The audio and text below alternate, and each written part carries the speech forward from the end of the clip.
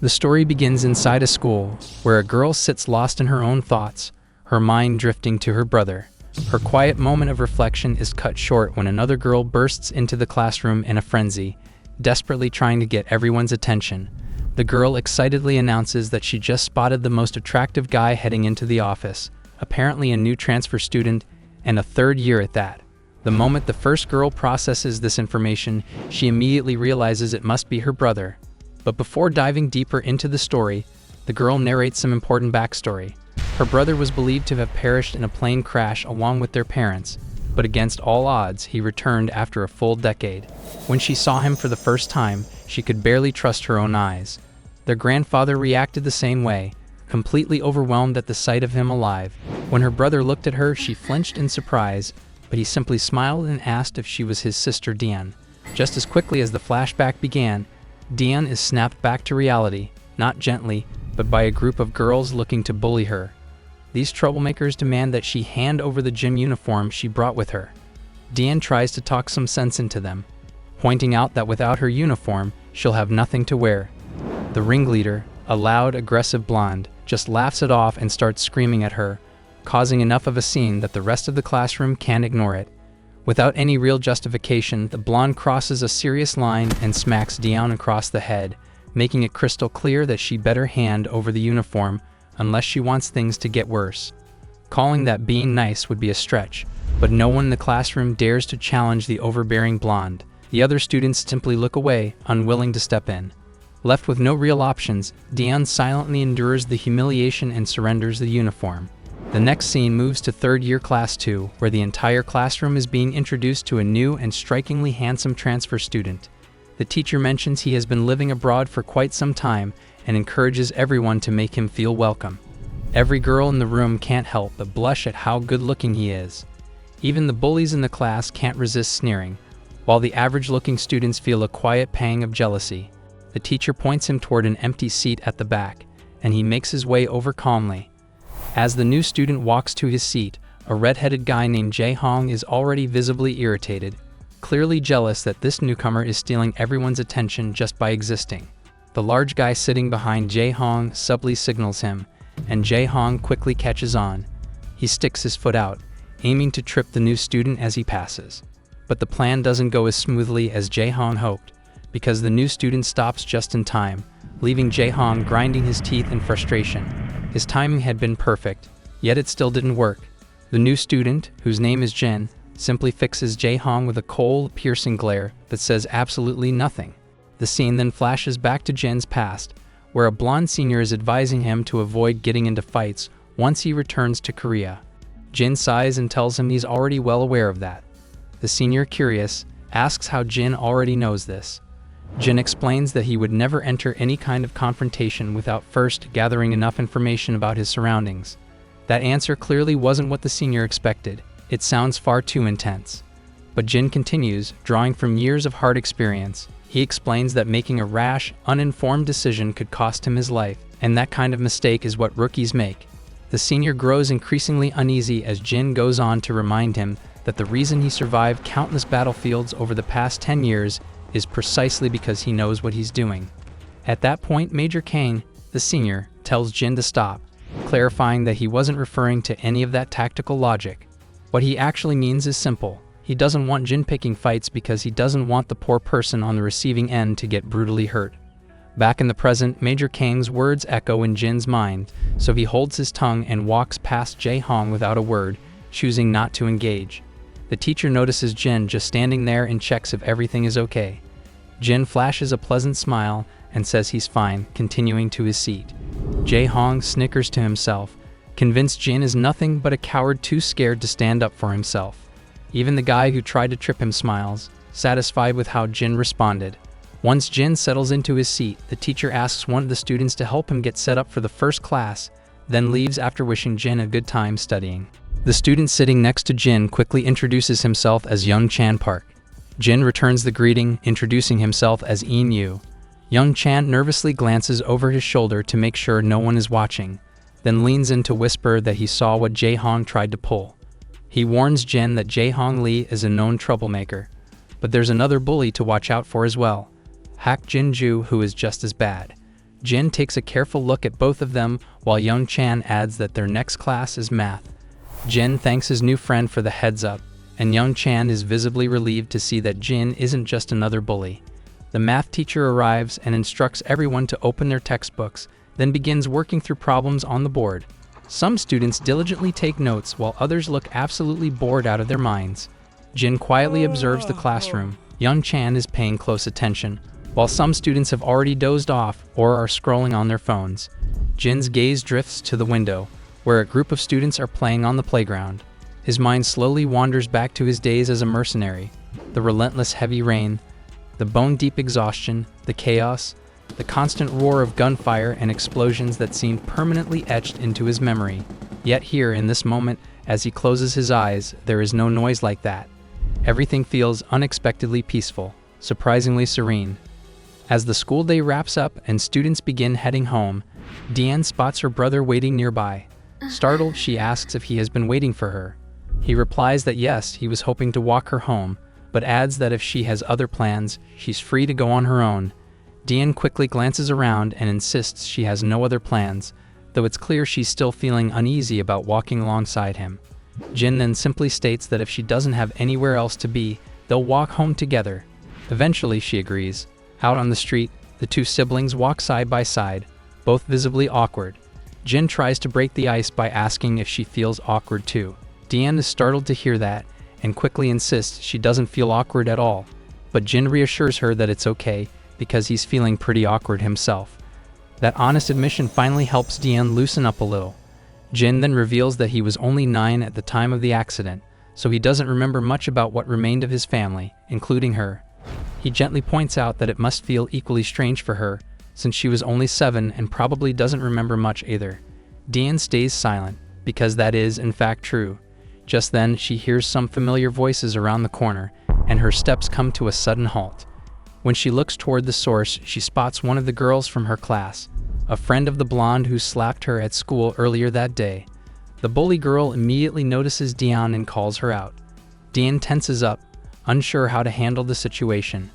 One of the guys sitting with the bully asks who Deanne is, and the girl reveals that Deanne is the same person that Juan, the blonde who slapped her, dislikes. The bully also notices Deanne's brother walking beside her and starts teasing, asking if she's out on a date with her boyfriend, adding some rude remarks about not knowing that Deanne could date. Deanne quickly gets flustered and frantically clarifies that Jin is her brother. This comes as a surprise to the bully, who had no idea Deanne even had a brother. After hearing the rude comments, Jin calmly asks Deanne if this girl is a friend of hers. Deanne timidly admits they know each other from homeroom, but the bully doesn't let up, mockingly asking since when they were ever friends. Deanne trembles as the girl continues her rant. Jin then locks eyes with the bully and gives her a stare so cold it could freeze hell itself. The guy sitting next to the bully doesn't appreciate that glare and warns Jin to watch himself if he doesn't want to get hurt. Jin keeps staring, which only makes the guy more agitated. The bully encourages him, egging him on to start a fight with Jin. Eventually, his patience runs out and he strides over toward Jin. Jin quickly shoves Deanne back to safety and stands face to face with the guy. The fatty demands to know if Jin is trying to act tough in front of his sister. Jin notices how completely defenseless the guy is standing, every vital point wide open for attack. What makes it almost amusing is that the guy isn't carrying any weapon. All he has is that massive gut of his.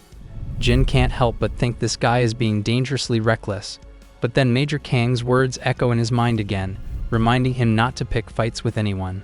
Jin lets out a sigh, looks away, and quietly turns to walk away, but the fatty isn't about to let him off that easily.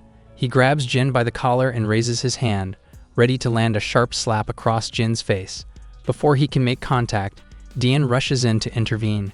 She bows her head and explains to the bully that Jin has spent most of his life overseas and isn't familiar with how things work in Korea. The bully girl snickers, clearly entertained by Deanne begging, while Deanne continues to shake with fear. The fatty, however, doesn't care where Jin grew up and snaps that it makes no difference. Seeing his sister trembling with fear is what finally pushes Jin over the edge.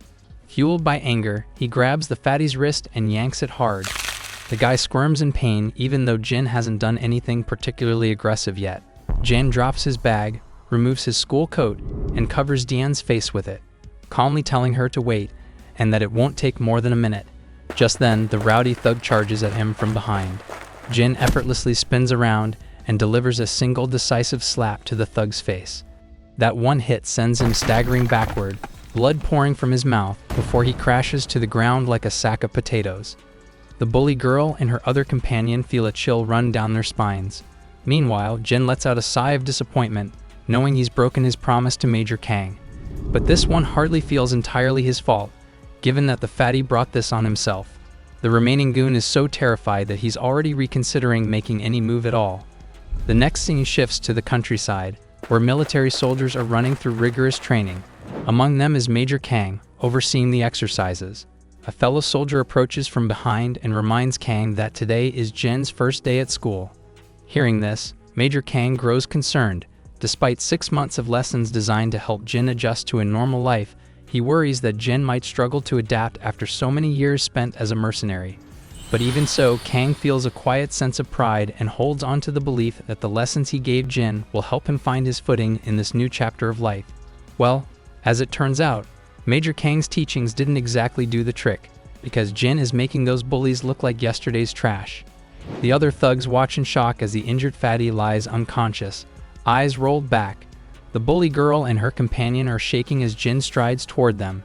In a flash, he lunges and lands a devastating punch right into the gut of the remaining thug, sending him flying and crashing to the ground. The bully girl's jaw drops in disbelief. When Jin turns his gaze toward her, his death glare alone makes her tremble. Dian pulls the coat from her face, her hands shaking as she takes in the sight of both thugs down, and it's only been a minute since she was covered. Jin notices his sister watching him. After giving the bully girl one last intimidating look, he walks away and turns to Dian, apologizing for covering her face so abruptly. The apology only makes Dian feel more awkward, so Jin tries to lighten the mood by suggesting they grab some snacks from her favorite store. Dian stammers that it's okay and they don't have to, so Jin simply says they'll just head home then.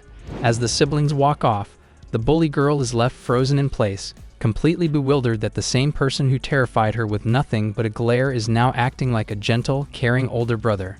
On the walk home, Dian asks Jin if he was the one who knocked out those two guys. He confirms it. Curiosity getting the better of her, she explains that in Korea, staring at people the way he did can be considered rude and might invite trouble. Jin agrees, adding that depending on who you're staring at, eye contact can indeed be risky. Same where he came from. Confused, Dian asks why he stared at those guys then. Jin's answer is simple. He noticed she was scared, and he wanted to protect his sister. Dian is caught off guard by that response and bows her head, blushing. An awkward silence settles between them as they continue walking. It looks like Dian is going to need some time getting used to having a caring brother around. Back at the apartment, Grandpa is a nervous wreck. He frantically tells Jin to just sit down and enjoy some fruit, but Jin insists on handling the dishes himself. Grandpa isn't sure how to deal with that, so he eventually steps back and lets Jin take over. As Jin washes the dishes with steady hands, Grandpa asks if dinner was okay, admitting he's no master chef. Jin, keeping things casual, tells Grandpa not to worry about it. The food has been great and he's loved every meal. The old man looks visibly relieved, a glimmer of genuine satisfaction crossing his face. Grandpa then turns to Dian and asks if she liked the food too. She nods and agrees. Then Grandpa shifts gears and asks Jin how his first day of school went, clearly curious about whether anything interesting happened. Jin hesitates for a moment, looking a little uneasy. Dian feels the same way, given how eventful the day actually was. But after a brief pause, Jin simply admits it was a good day. Grandpa's face lights up with genuine happiness at that answer. Later that night, everyone else is in bed, but Jin is still wide awake. His mind drifts back to the first time his grandfather saw him. He can almost feel the raw gratitude his grandfather carried in that moment. Jin's cold heart has been slowly warming up since moving in with his grandfather and sister. Then his thoughts shift to the plane, the one that crashed. Passengers were in a panic. The oxygen masks had dropped from the compartments above, and everyone scrambled to get them on. Jin's parents focused entirely on making sure their son could breathe. It was a terrifying moment. Just as the plane began its fatal descent, Jin jolts awake in the present, leaping out of bed in shock and breathing heavily. His heart is pounding. After a moment, he realizes it was just a nightmare. He glances at the clock. Morning has arrived. Sitting there alone in the quiet, he he hears rattling coming from the living room. He gets up to investigate and finds his sister already up and preparing breakfast for the day. He looks around and asks where Grandpa went. She explains that he left for work at dawn. He had taken time off to be home when Jin arrived, but now that his paid leave is over, he's back to work. She finishes putting on her uniform, sets breakfast on the table, reminds Jin to eat, and heads out. Jin glances back at the spread of food left behind for him. Back at school the next day, the bully girl and the blonde, Huan Jin, are together. It turns out Huan has found out that the new transfer student is Dian's brother. The bully girl nervously confirms this, her mind flashing back to their encounter with Jin the day before, how he took down two of her friends with nothing but one punch each. She feels utterly devastated just thinking about it. Huan tries to press her on why she seems so scared, but the bully girl remains frozen, unable to speak. Jin's glare is still burned into her memory, and she can't shake it off. Despite her terror, she tries to reassure herself that everything will be fine. After all, Huan and her brother are essentially the top figures at the school, and everyone bows down to them. A little while later, Dian is smacked on the head yet again. The same as always. She turns around to find Huan and Chicken Shake together, back for more. Dian asks what they want, and Huan coldly tells her to come with her. Dian asks where. The arrogant blonde snaps at her not to get too big for herself and warns her to follow orders unless she wants a beating. She adds that having a brother isn't going to change anything. Not long after that, they're at the school's recycling station, where Dian is being ruthlessly beaten by the blonde. After landing several solid kicks, Huan tells Dian to keep her head down.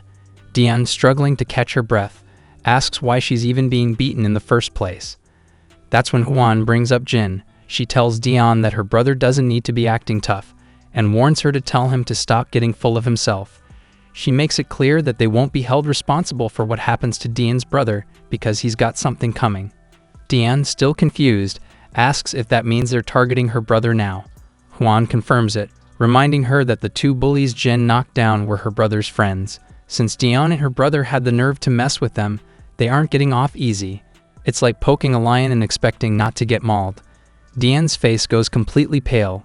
She yells at the two of them, demanding to know what they're planning to do with her brother, and for speaking out of turn, she gets a solid slap across the face. The sting of the physical pain is nothing compared to the ache she feels knowing her brother is now in serious danger. Dian clenches her jaw, steels herself, and bolts out of the recycling station. The scene cuts back to third-year class 2. The atmosphere is thick with anxiety. Even the two average bullies in the room are unusually quiet. Everyone's on edge because the school's biggest bully is strolling into the classroom with his entourage. And it looks like things with Jin are about to escalate in a big way. But Jin just sits there, cool as a cucumber. The two bullies who got knocked down the day before are also walking in alongside their boss, the biggest, most feared bully of them all. Right on cue, Dian bursts into the room like a tornado, panting heavily, her face bruised and her uniform smeared with dirt.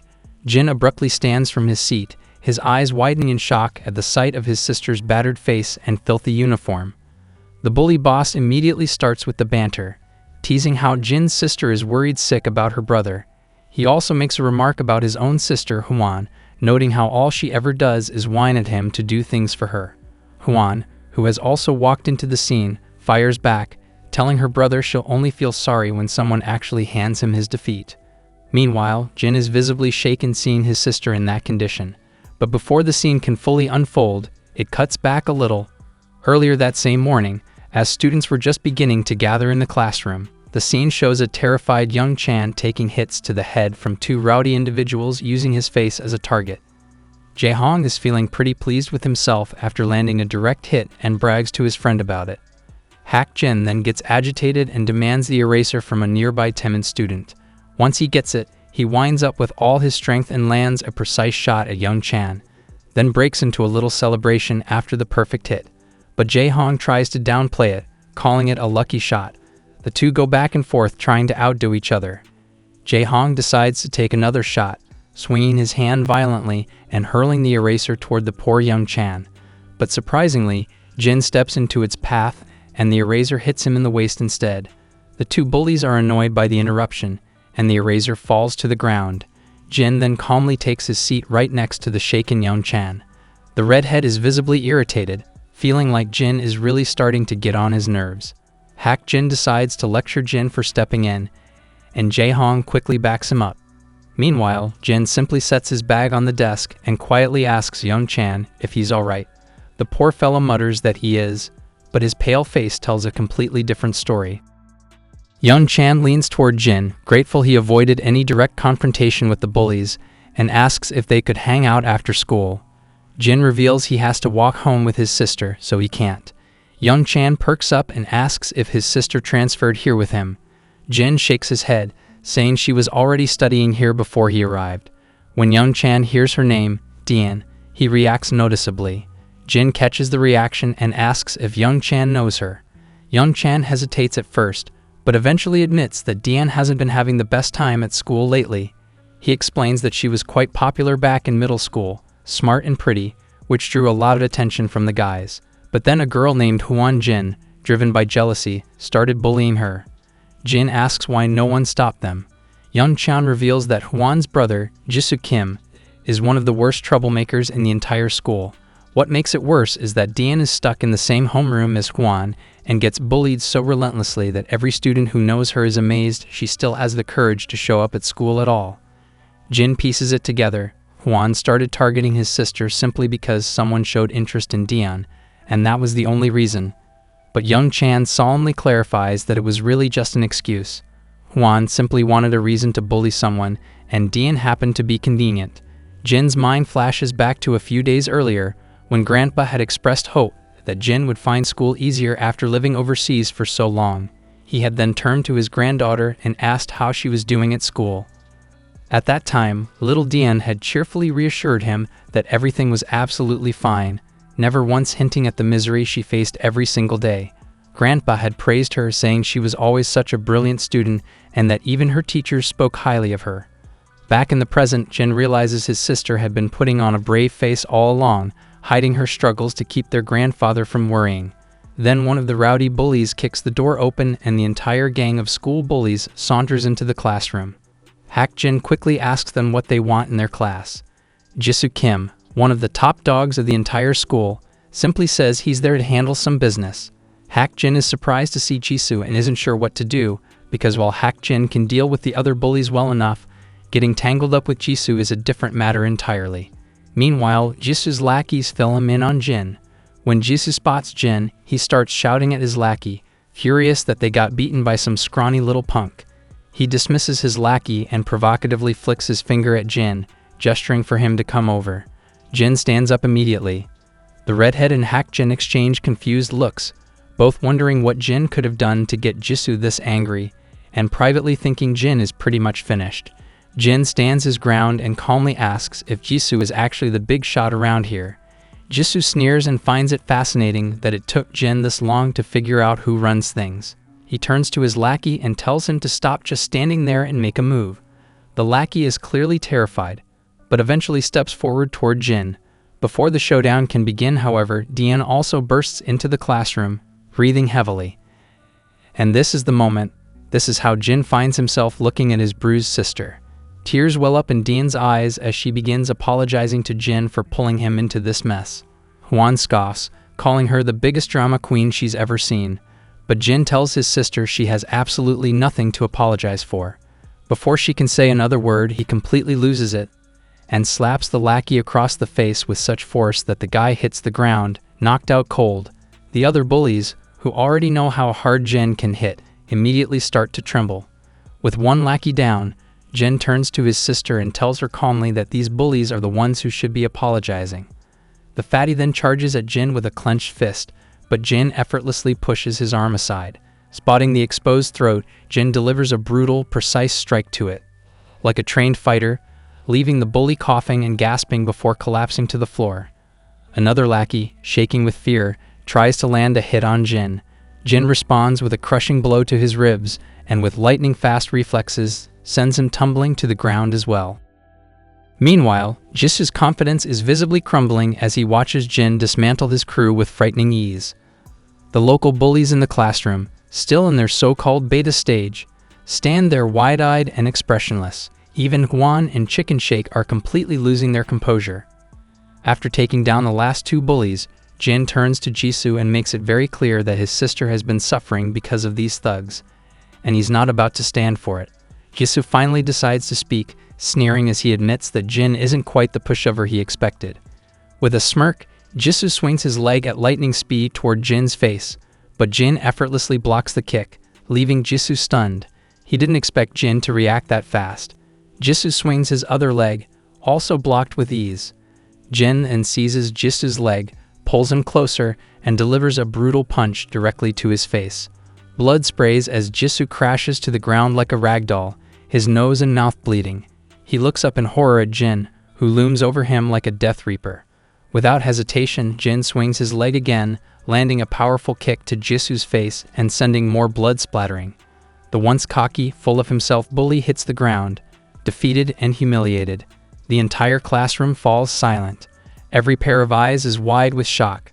The two bullies are slack-jawed, unable to believe that Jin just took down a major player like Jisoo so effortlessly.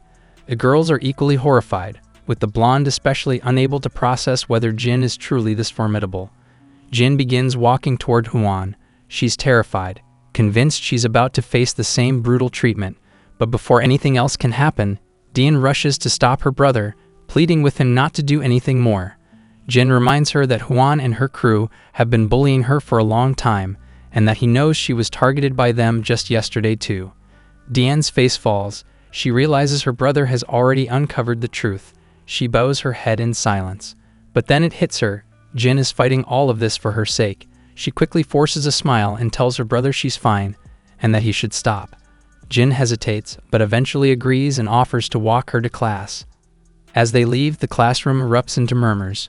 No one can believe that Jisoo, the top dog, was taken down by a single student.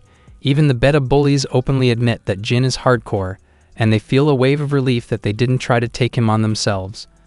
The blonde girl trembles in a mix of fear and humiliation, unable to process her defeat.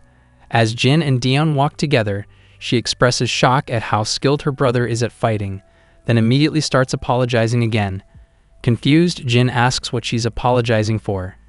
Dion explains that she feels responsible for dragging him into all of this, both the fight yesterday and the one today. Jin gives her a reassuring smile and tells her there's nothing to apologize for, because this is what family is for, to protect each other. He then begins to explain that back where he used to live, everyone only looked out for themselves.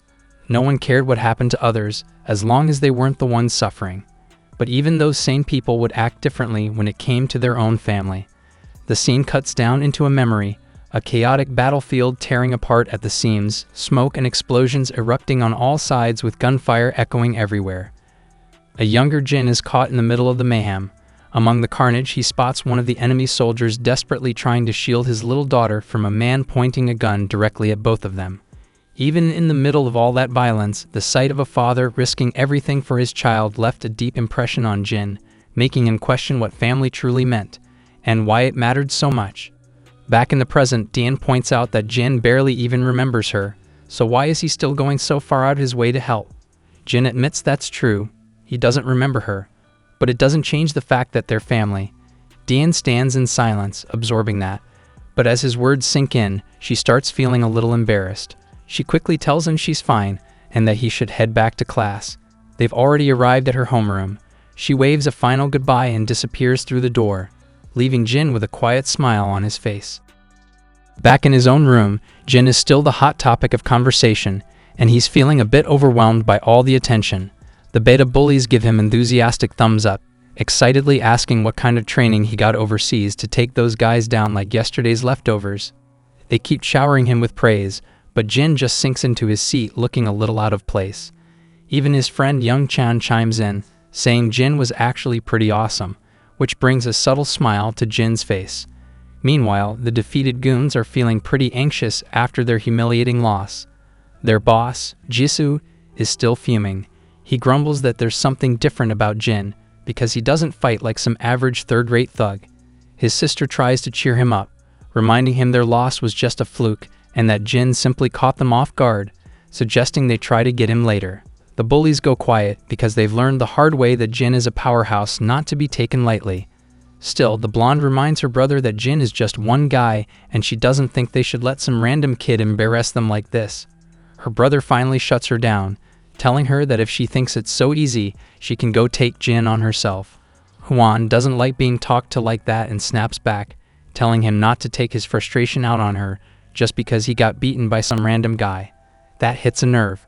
Her brother is absolutely seething because they both know she's telling the uncomfortable truth. Hwan glares at him one last time, her eyes beginning to well up with tears. She quietly turns around and slams the door behind her. As she storms down the corridor, Chicken Shake catches up to her from behind. Meanwhile, Hwan is absolutely fuming, furious that all those bullies couldn't handle just one person. She slams open a classroom door, and the moment she spots Dion sitting inside, immediately confronts her. She tells Dion she must be feeling pretty lucky now that she has a brother. She points out how Dion can now go to school without a care in the world and run to her big brother every time something goes wrong. Dion doesn't respond, which only irritates Hwan more. She assumes Dion is giving her the cold shoulder just because she has her brother around now. Hwan grits her teeth and makes it crystal clear that she won't be letting Dion do whatever she wants just because she has a brother. As the day winds down and students begin heading home, Dion walks out looking visibly dejected. She's lost in thought, replaying the scene of her brother standing up for her, fighting for her, telling her they're family. She wonders if this means she can finally go to school without living in constant fear of being bullied. Her mind drifts back to all those miserable days under Hwan's control, being bossed around, obeying every command like a faithful dog, getting slapped every time she dared to speak up for herself. Suddenly, her brother appears behind her and asks if something's bothering her. Dion is startled by his voice and Jin gently tells her he'd already called her name a few times, but she hadn't responded.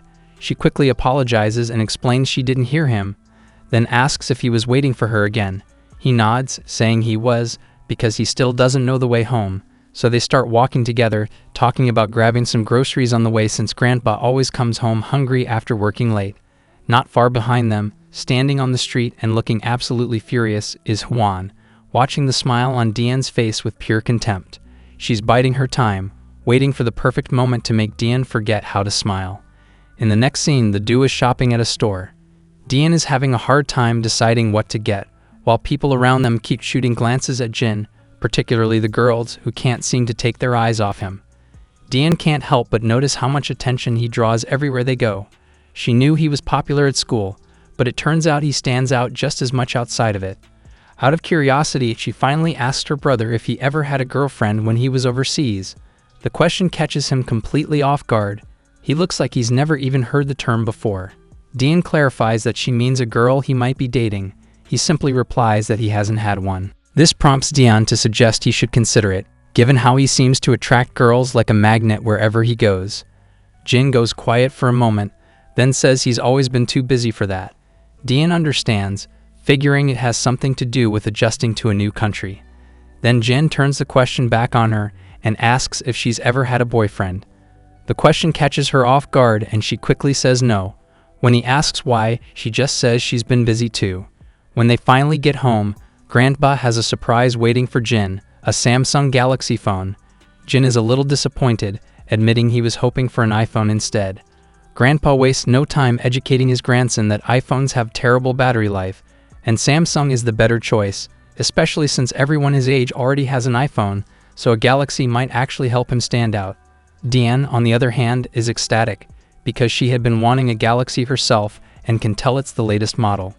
Jin starts exploring the phone while Grandpa reveals he already saved Dion's and his own number in it.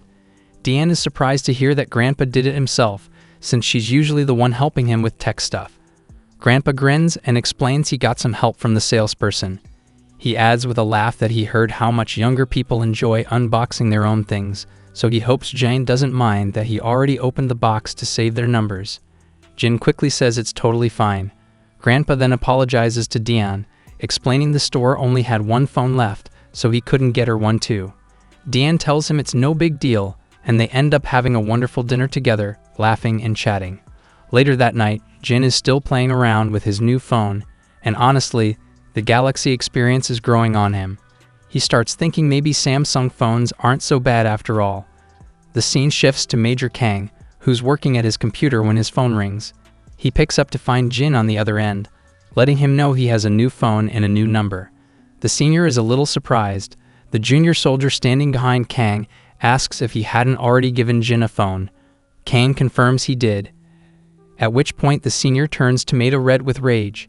He had given Jin the most expensive iPhone available, and now Jin has already switched phones. He is absolutely furious. The next morning, Jin steps out of a warm shower and notices his sister rushing out in her uniform. Before she leaves, he asks why she's heading out so early. She tells him she's already running late and bolts out without another word, but not before reminding him that dinner is already prepared and all he needs to do is put the dishes in the sink after. As she rushes down the street, she glances at her phone and is relieved to see she'll make it on time. She had gotten delayed because she wanted to make a delicious soup for Grandpa, and watching his face light up after eating it made it all worth it. She's just happy she could do something nice for him. That happy feeling is abruptly shattered when she gets hit with a solid kick to her ribs and crashes to the ground. Standing over her are 3 girls dressed in hoodies and masks to hide their identities. The one in front tells Dion to watch where she's running and accuses her of nearly breaking her ankle, making it abundantly clear they're just looking for trouble and making excuses. They demand that Dion apologize for the supposed blunder. Dion quickly nods and says she's genuinely sorry, but the ringleader slaps her across the face and tells her to apologize properly, like a dog. That's when one of the girls, the one with the ponytail, suggests they all head to a karaoke spot to blow off some steam. Another girl quickly agrees, saying they definitely need to relax and have some fun. The ponytail girl crouches down to Dion's level with a smug grin and invites her along, promising they'll all have a great time. The second Dion hears that voice, she recognizes it immediately. It's Hwan Jin, and she is absolutely here to make Dion's life miserable. Before Dion even fully processes what's happening, they're all inside a dingy karaoke place. The manager, who caught a glimpse of these shady-looking girls on their way in, can't help but feel uneasy.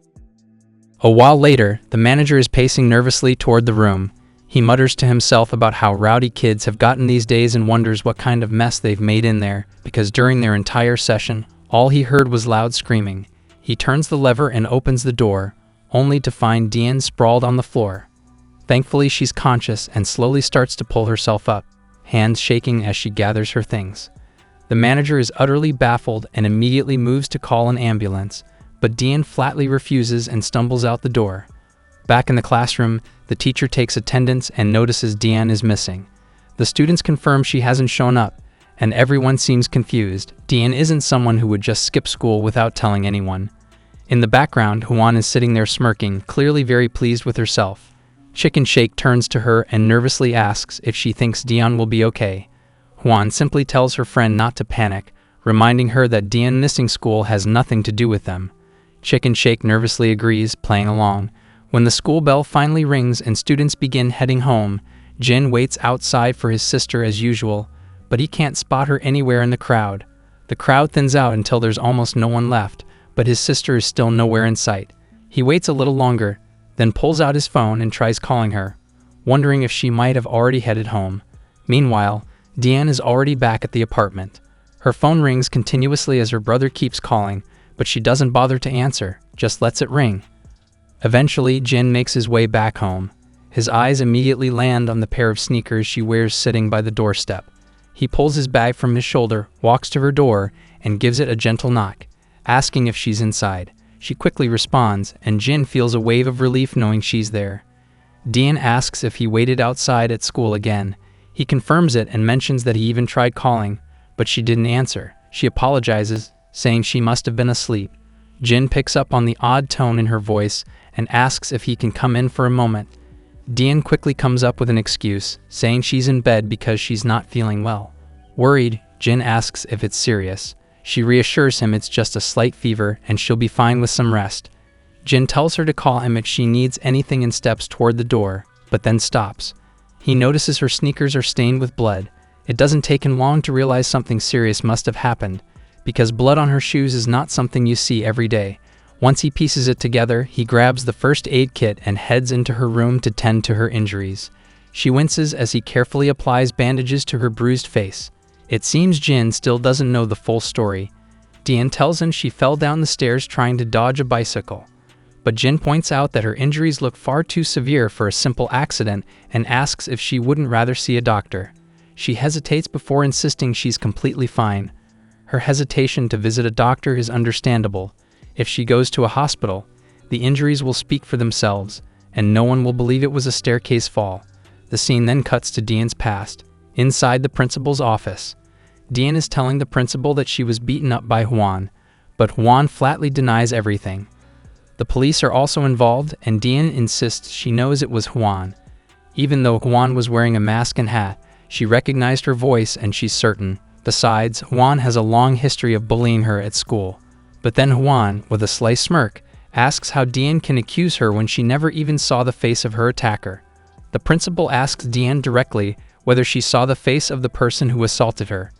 Dian confirms the face was covered, but insists she's sure it was Hwan. At that point, Hwan's mother explodes with rage, furious that Dian called the police and is treating her daughter like a criminal over what she calls a ridiculous accusation.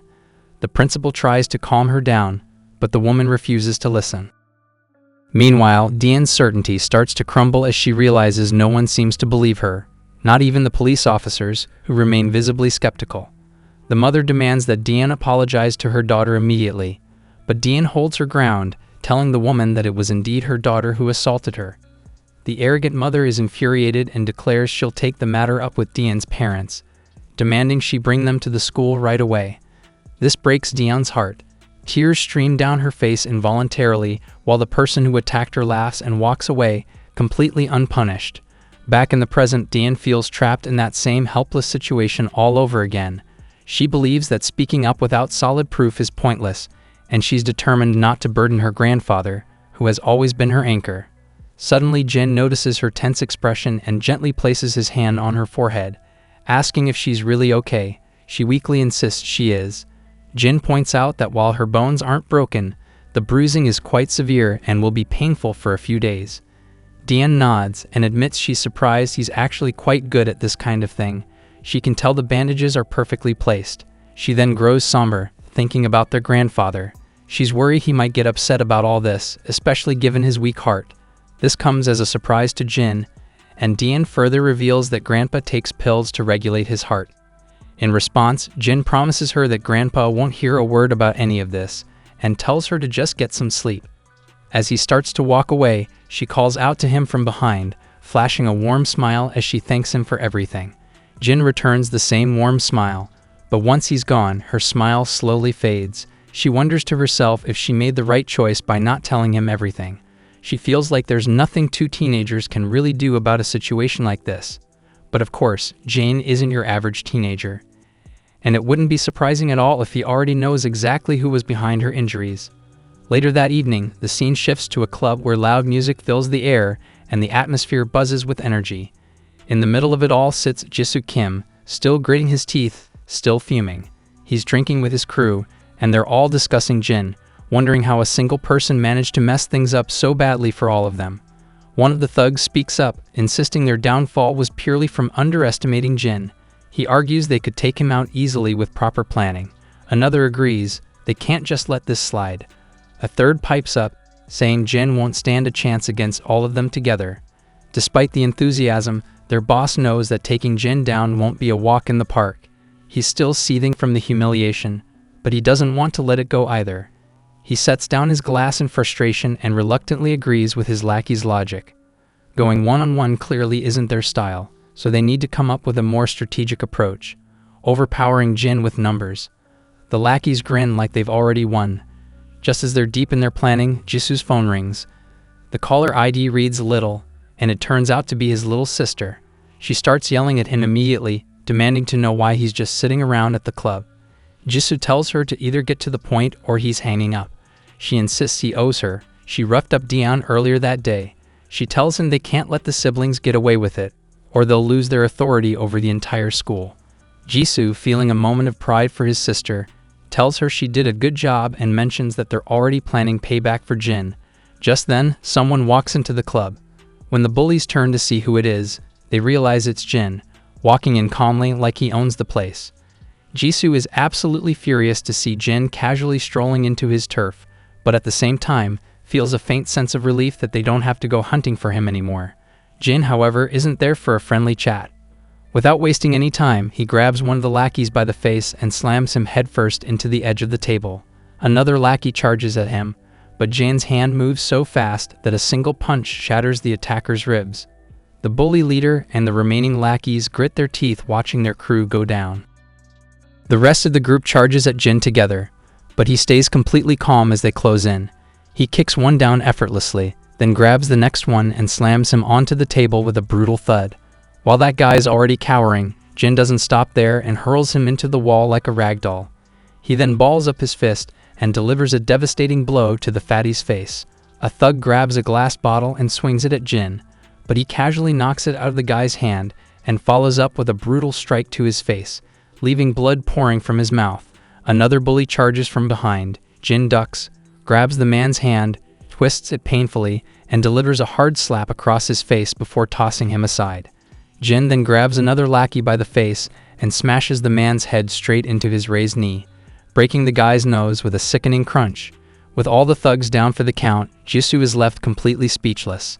Meanwhile, his sister is still on the phone and frantically asks what's going on, having heard nothing but chaos and noise. Jin turns to Jisoo with an ice-cold tone that makes Jisoo physically shiver.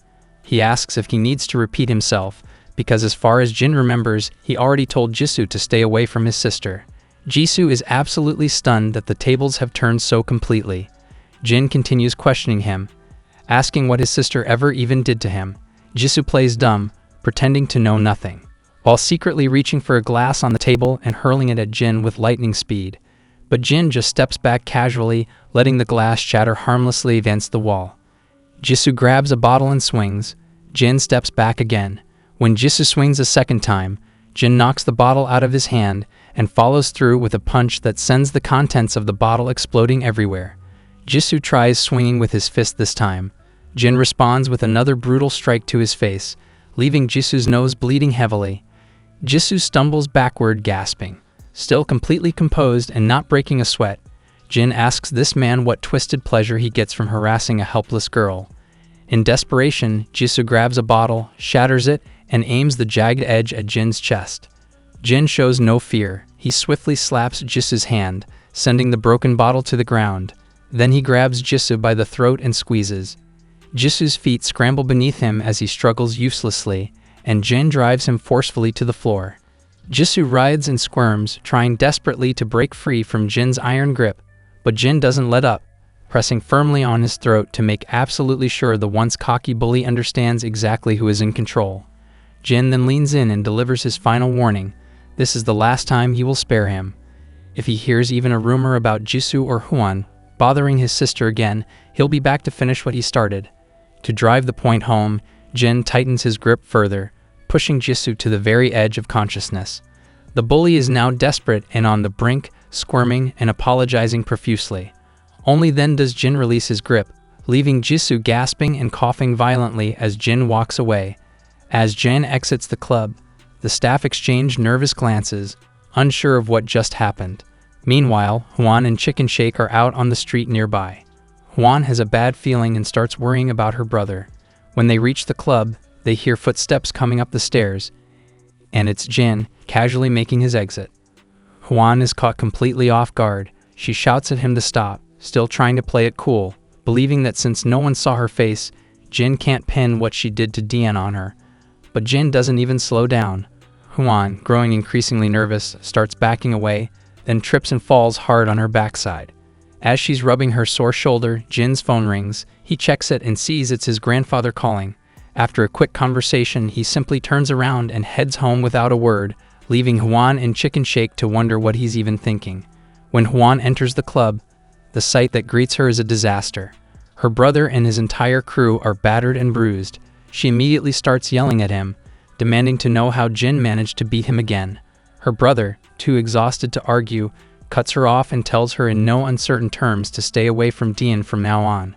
Hwan, failing to grasp the seriousness of the situation, keeps pushing back, asking what he's even talking about. Visibly frustrated, her brother finally loses it. With eyes blazing, he makes it crystal clear that if she doesn't leave Dian alone, he will deal with her himself. Yikes. These siblings have a seriously twisted dynamic. Huan is genuinely shaken by her brother's outburst, and her eyes begin to fill with tears. Back with Jin, he spots his grandfather waiting for him outside. They sit down on a bench in the park. First, Grandpa apologizes for pulling Jin away while he was presumably out with friends, but Jin tells him it's completely fine. The old man then brings up the topic of Dian. He mentions that she was injured and that Jin was the one who treated her wounds. Jin confirms it. Grandpa sighs, explaining that while the injuries are quite serious, she's refusing to go to the hospital. He opens up about how difficult it's been raising Dian on his own. He never quite knew how to raise a young girl and was always working hard just to put food on the table. He's grateful she's come this far largely on her own. Grandpa reflects that looking back, Dian has given him far more than he was ever able to give her. He lost everything in that crash, and Dian was the only thing that kept him going afterward. It breaks his heart to see her so hurt and not willing to tell him the real reason. He wonders if she thinks he's too old to understand. Jin quickly reassures the old man that he's overthinking things. He points out how clearly Grandpa loves Dian and that she loves him just as much. He tells Grandpa to stop worrying so much and promises that he'll personally look after her at school. Hearing this, the old man finally exhales with relief, genuinely happy that Dian has someone like a brother figure watching over her. The next scene shifts to a medical examination center. Jisoo is there with his injuries patched up, getting a thorough scolding from his father. His dad doesn't hold back, making it clear that Jisoo has nobody to blame but himself for those injuries. As he puts it, if you play stupid games, you win stupid prizes. The arrogant mother immediately starts screaming at her husband, outraged that all he can do is criticize their son who's in the hospital.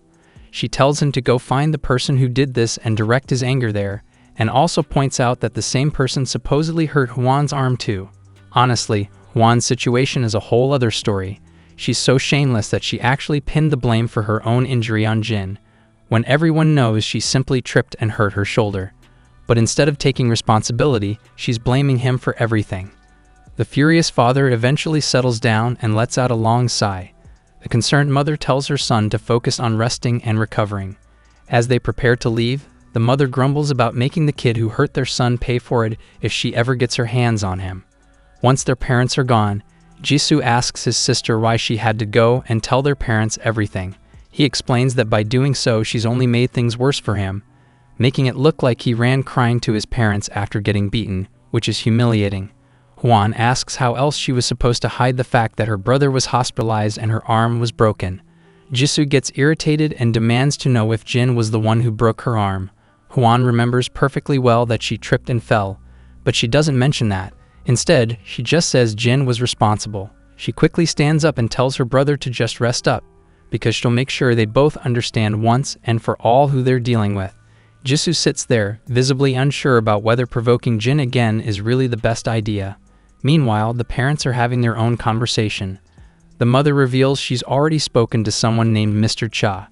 The father asks why she's complicating things, telling her to let the school handle it, but the mother isn't having it. She points out that it's already Saturday and she refuses to sit around waiting. She argues that the school won't deliver real justice anyway. At best, they'll settle for a suspension or expulsion. The husband keeps arguing that she has no business going to Mr. Cha personally. The mother then reveals that she already knows Mr. Cha and that he's been handling business for her for years. Listening from around the corner, Huan feels a surge of smug satisfaction hearing that her mother has reached out to Mr. Cha. She knows who Mr. Cha is, a feared gangster who operates for her father, and she's convinced this will put an end to the problem once and for all. The scene then shifts to a rundown location. A man is fidgeting nervously with a lighter. Two goons walk by, grumbling about being called in by their boss just to deal with some teenage drama.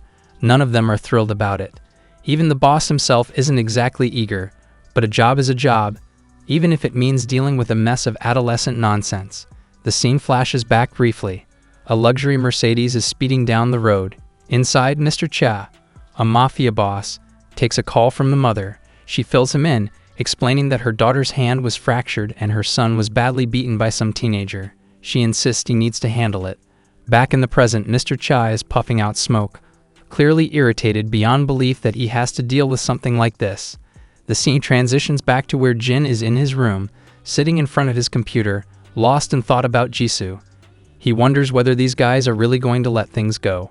Suddenly, the doorbell rings. He hears his grandfather arguing with someone at the door.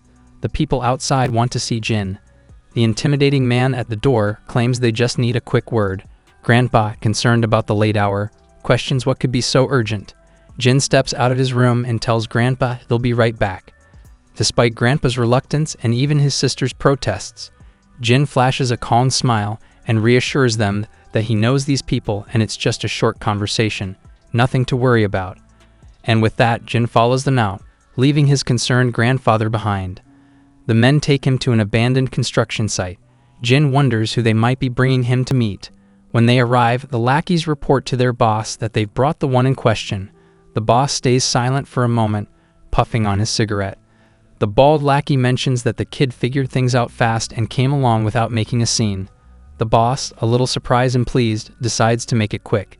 He snaps his fingers and the lackeys immediately pull out iron bats. One tells the other to hold Jin's arm while he handles the beating.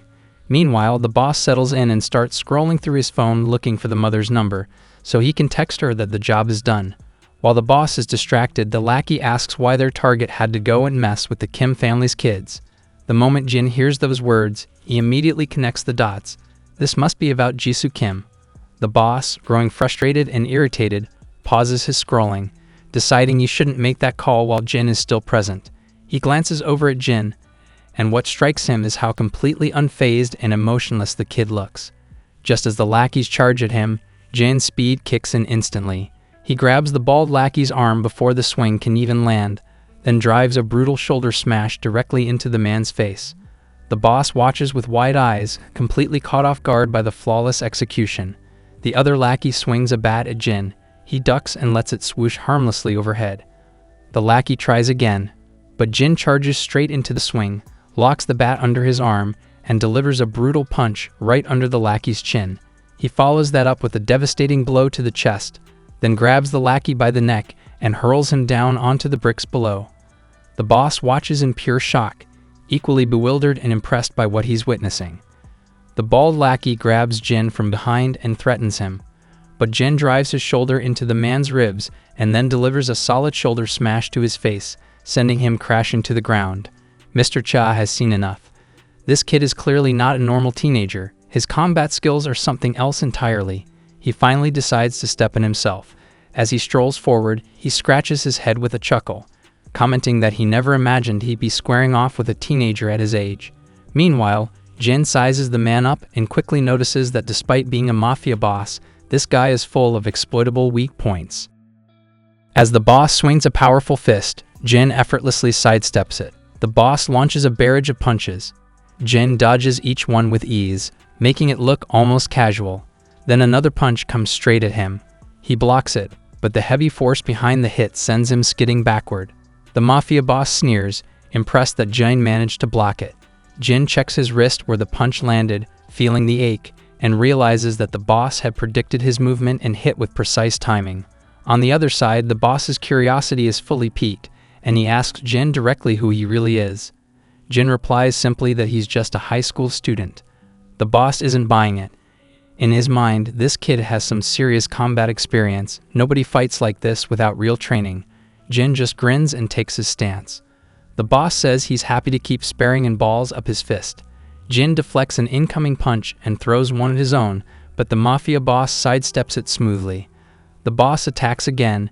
Jin grabs his hand and swings a punch, but the mafia boss shifts just enough so that Jin ends up landing it directly on his face. That hit clearly annoyed the boss. He tries again. Jin deflects the attack, locks eyes with his opponent, and delivers a brutal blow right to his face. He follows up with a rapid series of powerful punches, knocking Mr. Cha to the ground and leaving him utterly humiliated at having been floored by a teenager. Even laid out on the ground, Mr. Cha grins, noticing that the kid isn't rattled at all.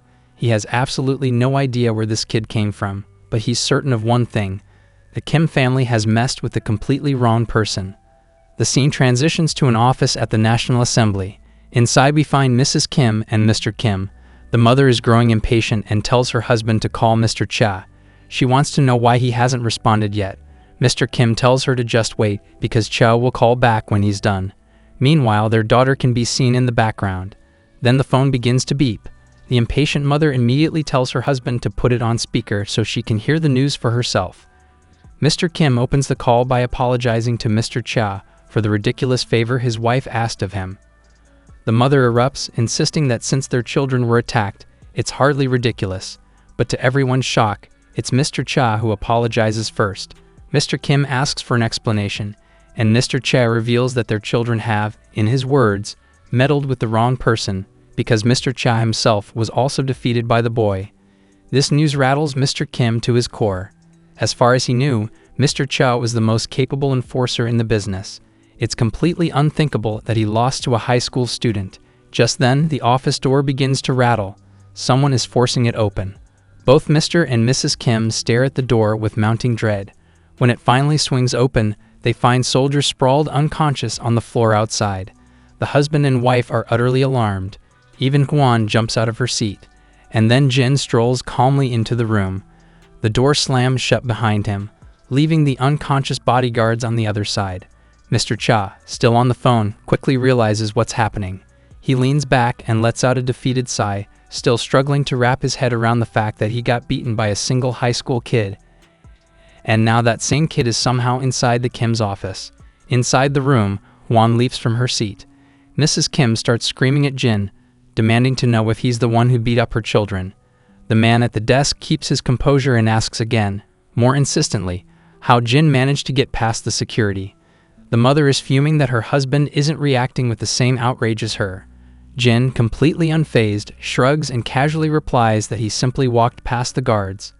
Mr. Kim is even more shocked now, not just by the fact that Jin got through, but by how Jin even found out where they live. The mother starts yelling again, telling Jin to stop with the attitude. She quickly starts dialing the emergency line to report him for breaking in and assaulting her children.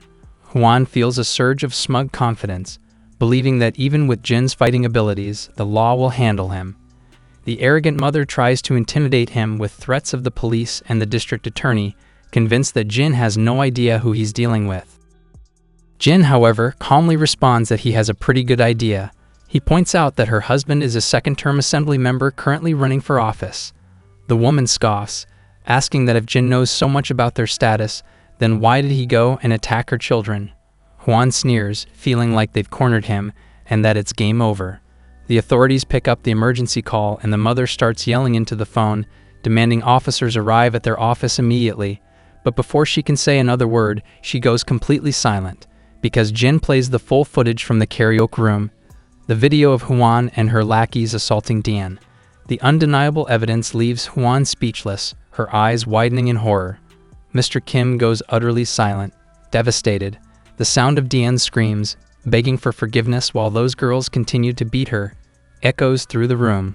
Seeing the evidence, Mrs. Kim's jaw drops and she quickly hangs up the emergency line, saying she'll call them back later. Hwan immediately starts yelling at Jin, demanding to know how he got that footage. The scene flashes back to outside the Kim residence, where Jin is seen sneaking through the house, opening a laptop, and copying all the data onto a pen drive. Back in the present, Mr. Kim grits his teeth in deep frustration and disappointment. Hwan tries to justify herself to her father, but Mr. Kim angrily tells her to be quiet. Jin then reveals that he also has files on Jisoo, explaining that their children apparently kept recordings of their exploits. He informs the Kims that he has dozens of clips showing their violent behavior, beating out kids at school, extorting money and valuables from their victims, and the most recent clip of his sister being assaulted at karaoke. Hwan is shaking like a leaf as these truth bombs detonate around her, but her mother jumps in to defend her daughter, insisting that Jin is just threatening them and that he won't get away with this. Jin coolly reminds her that he didn't start any of this, and what he's doing now is hardly a threat compared to hiring gangsters to attack him. He also makes it clear that he recorded that too. The father buries his face in his hands in utter shame. He asks if Jin did all of this simply because his children attacked Jin's sister first. Jin responds that as a parent, they have every right to take their children's side at all costs, and as a brother, he will do exactly the same. The man understands that logic entirely. He proposes covering Dian's medical bills and offering a substantial settlement, but Jin makes it clear that none of that is necessary. The father is puzzled and asks what Jin actually wants, whether he'd like the children to apologize to his sister. Upon hearing this, Huan privately seethes. She'd rather bite her own tongue and bleed out than apologize to anyone. But Jin makes it clear that an apology won't give back the time his sister spent living in fear and pain. What he wants is simple. He never wants his sister to have to lay eyes on Jisoo or Huan again. That demand shakes Huan to her core, but the father quickly agrees, stating that he'll have both of them transferred to other schools or sent abroad to study. The mother and daughter immediately let out a shriek of protest, but the father shuts them both down without hesitation and turns back to Jin, asking if that will be enough. Jin states that he wants them gone from the school starting tomorrow. The father agrees and says he'll inform the school. Huan bursts into tears involuntarily. Just as Jin starts to leave, the father quickly stops him. He reminds Jin that since he agreed to the demands, he'd like Jin to delete all of the videos he obtained. Jin shoots the man a death glare so intense that even the father can tell those eyes don't belong to a high schooler. Jin makes it clear that he's not a fool. Then he walks away and slams the office door behind him with a resounding thud. Once outside, he finally heads home. Grandpa rushes to open the door and asks if he's okay, while Dian can be seen crying in the background. Jin is startled to see them both so worried. He smiles and reassures them that no one hurt him. As he steps inside, Grandpa points out that the people who came to their door earlier seemed dangerous. Jin tells him they just wanted to talk, nothing more. Dian then mentions that something about those people didn't feel right, and that she and Grandpa had been really worried. Jin quickly tells her not to worry about anything except getting better. He then hints to his sister that from now on, she won't have to worry about coming down those stairs again, because he's taking care of it. Of course, she doesn't fully understand what he means in that moment, but she'll figure it out soon enough. The next morning, the two head off to school together and part ways at their respective classrooms. As Dian enters her class, she tries to avoid making eye contact with Huan, but her steps slow when she catches students talking amongst themselves about how Huan won't be coming to school anymore. The entire class buzzes with curiosity. One of the girls explains that Huan and her brother are both going abroad to study. That news hits Dian like a bolt of lightning, because her biggest tormentor is actually leaving. The words Jin had said about taking care of the stairs she had fallen down come rushing back to her. She quickly realizes he must have known about Huan's transfer all along. Dian rushes out of the classroom to find him. When she spots him and calls out, he turns around. But the moment she tries to speak, she finds herself at a loss for words and goes completely silent. Jin simply smiles and says, "See you later," leaving Dian to tear up. She manages to whisper back a soft "see you later" before her emotions overwhelm her. A little while later, a group of girls are gathered at someone's apartment, talking about the news that Huan is moving overseas. One of them confirms it's true, saying she was shocked when she first heard, and has no idea why Huan would be leaving so suddenly, since she never mentioned anything about going abroad. The blonde girl turns to Chicken Shake, who is sitting quietly and seems completely absorbed in her own thoughts. When one of the other girls snaps her out of it, the blonde asks directly if Huan is really going overseas, figuring that since Chicken Shake is in the same class, she might know more. Timidly, Chicken Shake confirms it's true, and that the teacher announced it to the class that day. The blonde asks if she tried reaching Huan directly. Chicken Shake admits she did, but Huan didn't pick up. Hearing this, the girls start to believe it must actually be happening. Meanwhile, Chicken Shake nervously chews on her nails. The last message she received from Huan was that her mother was going to deal with Jin, and ever since that message, Chicken Shake has been silently spiraling, wondering if Huan's sudden departure has anything to do with him. Just then, Huan herself arrives, looking absolutely furious. The girls are shocked to see her. Huan slumps onto the sofa, grumbling about how she barely managed to sneak out of the house. The girls ask if she's really leaving, and Huan grabs her head and confirms it just happened, but tells them she'll be back after 1 semester. In a flashback, her father is seen telling her to go abroad for a semester and promising to sort everything out by the time she returns, since he doesn't want those videos going public. Huan keeps that part to herself. The other girls laugh and tease her about getting a nice vacation, clearly unaware of the real reason. Another girl asks why the sudden move and whether Jisoo is going too. Huan just says it's a family matter and she doesn't need to go into detail. The redhead then asks about Dian and her brother, whether Jisoo managed to get back at Jin or not. Huan tells them not to ask, insisting Jisoo has probably already handled things. but everyone in the room knows she simply doesn't want to admit that her brother and his crew got thoroughly demolished. It would be far too humiliating. She grows even more irritated thinking about how satisfied Dian must be seeing her leave. That irritation sparks an idea, and she decides to mess with Dian one final time before she goes, asking her friends to help. Her friends question whether it's really necessary. Even Chicken Shake jumps in with visible reluctance, but Hwan insists they should think about how smug Dian is going to be once there's no one left to put her in her place. She wants to deal with Dian before leaving Korea. Chicken Shake grows increasingly anxious and terrified as the plan unfolds. Then Hwan gets especially cruel. She reveals her intention to have her mother get Dian's grandfather fired from his security job, since she knows where he works. She believes this will teach Dian a permanent lesson about crossing the Kim family. This is seriously twisted. Dian is just an innocent girl, and Hwan's scheming is enough to make anyone sick. But before any of this can move forward, Hwan's face goes completely pale. Standing before her is a figure in a hoodie and mask, completely concealed. It doesn't take her long to suspect it's Jin, but the figure pulls a classic move and asks her who Jin even is, pointing out that since she can't see his face, she can't be sure who he is. He casually explains that he's just here to check if everyone's having a good time, and says he's quite pleased to find that everyone who was in the karaoke room video happens to be present right here. One of the girls starts trembling and asks what he's talking about. The figure then calmly reminds them he's referring to the place where they all filmed his sister getting beaten up. Hwan's face turns ashen as the realization sinks in that he may have been there, waiting, all along. Chicken Shake is visibly sweating and trembling. The other two girls sit in stunned silence.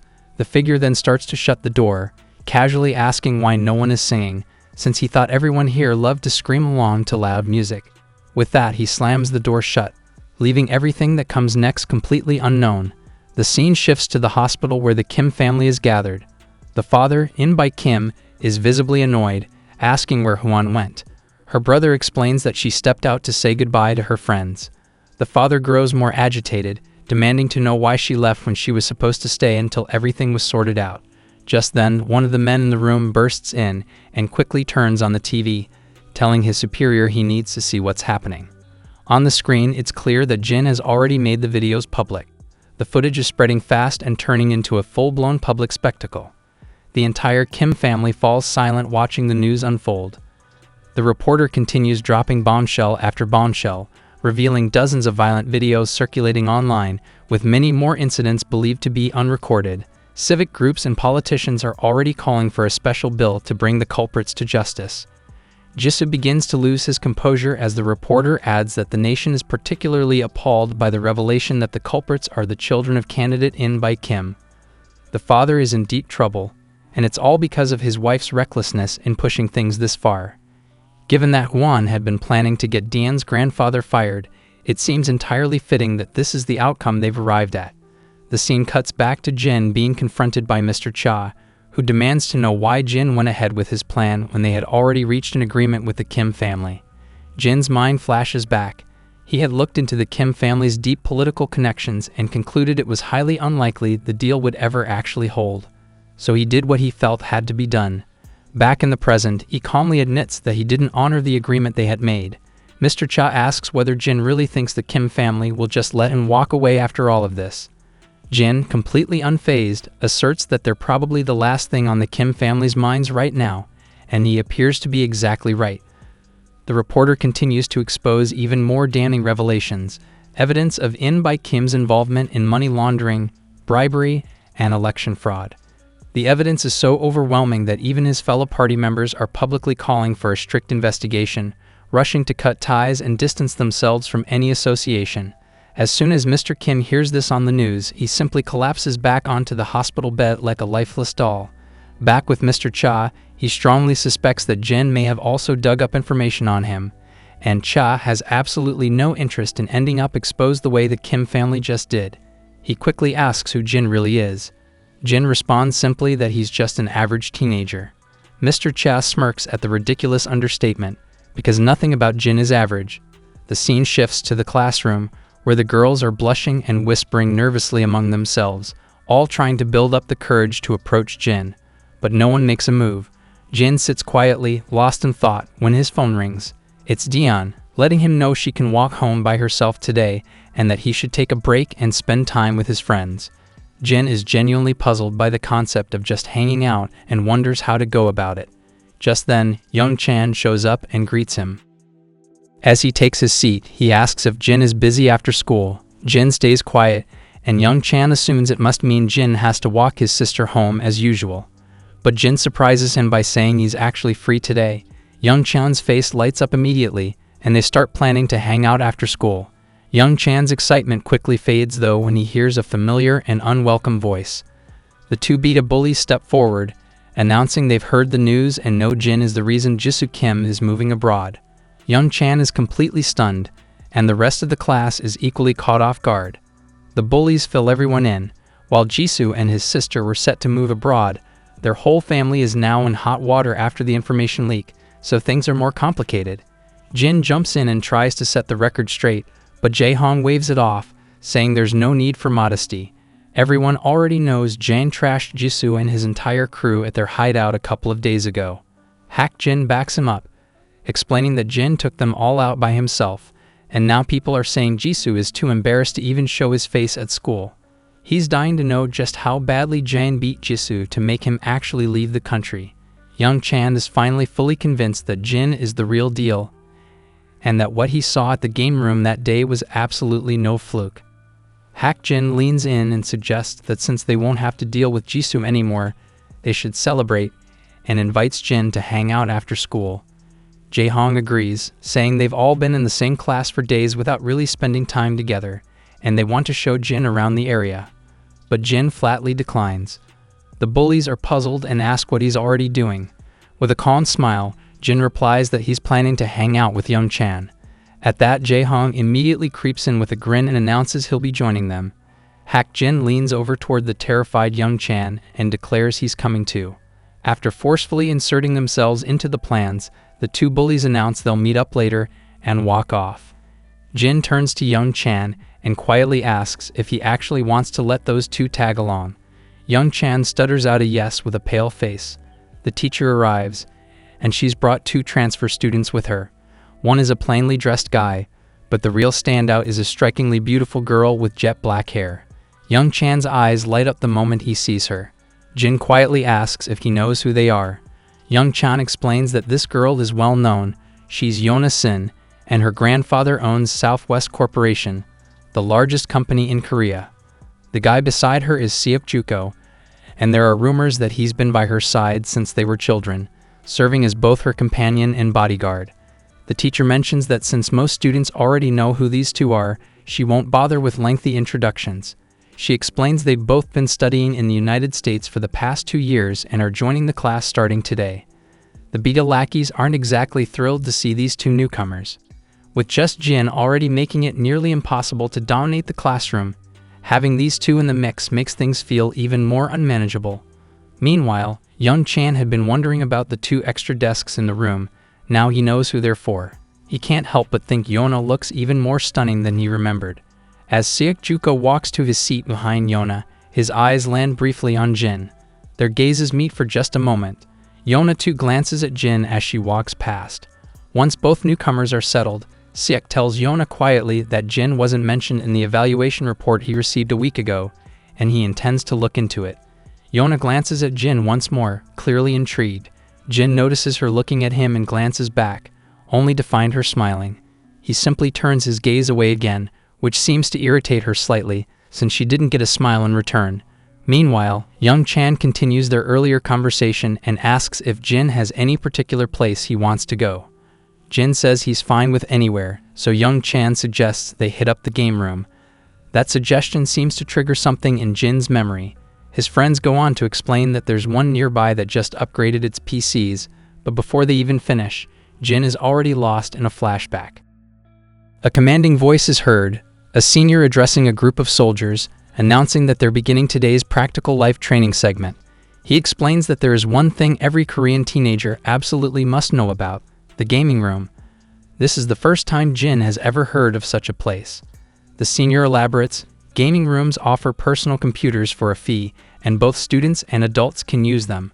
Curious, Jin asks what people actually do there. The senior explains that while some people browse the internet or watch videos, the majority are there to play games. For the average high school student, over 90% are playing some kind of computer game.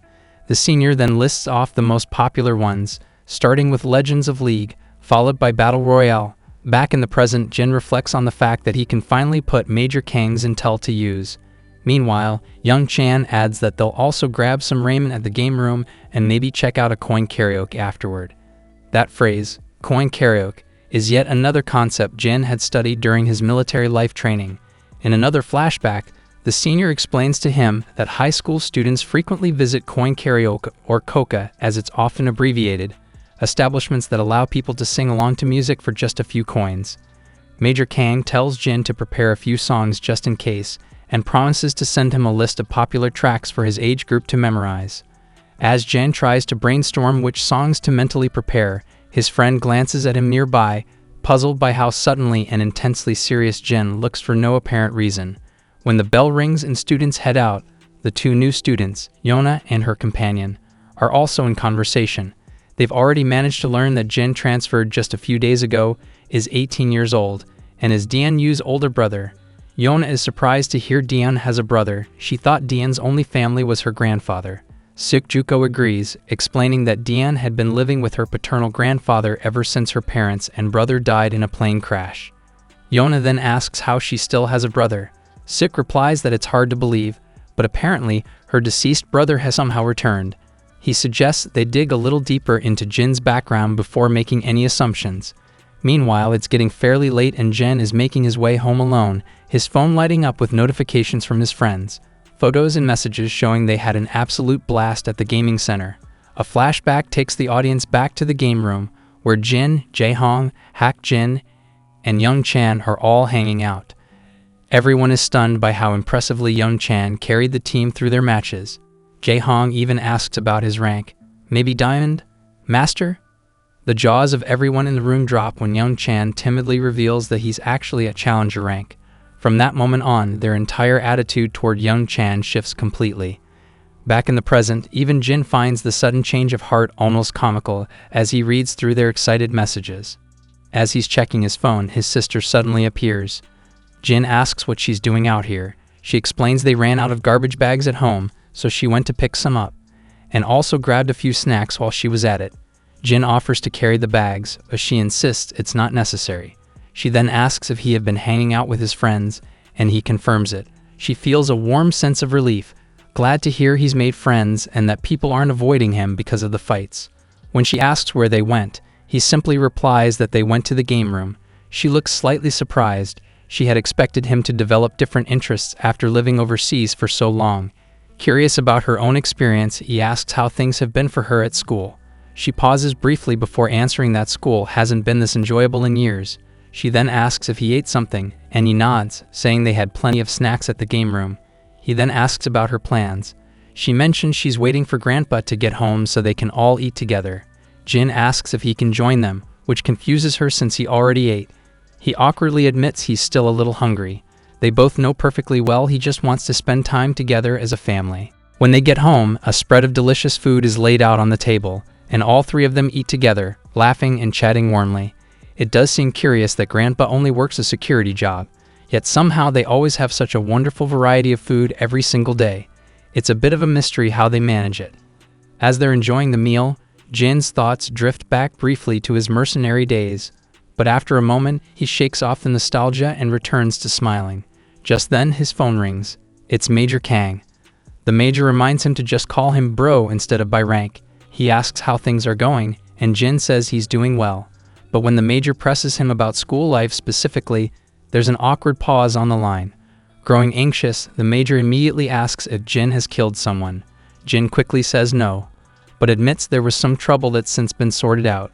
The senior exhales a deep sigh of relief. Jin reassures him that everything is fine now, and there's nothing to worry about. Major Kang, relieved, reminds Jin that he and the others are always there for him. Jin promises he won't forget that.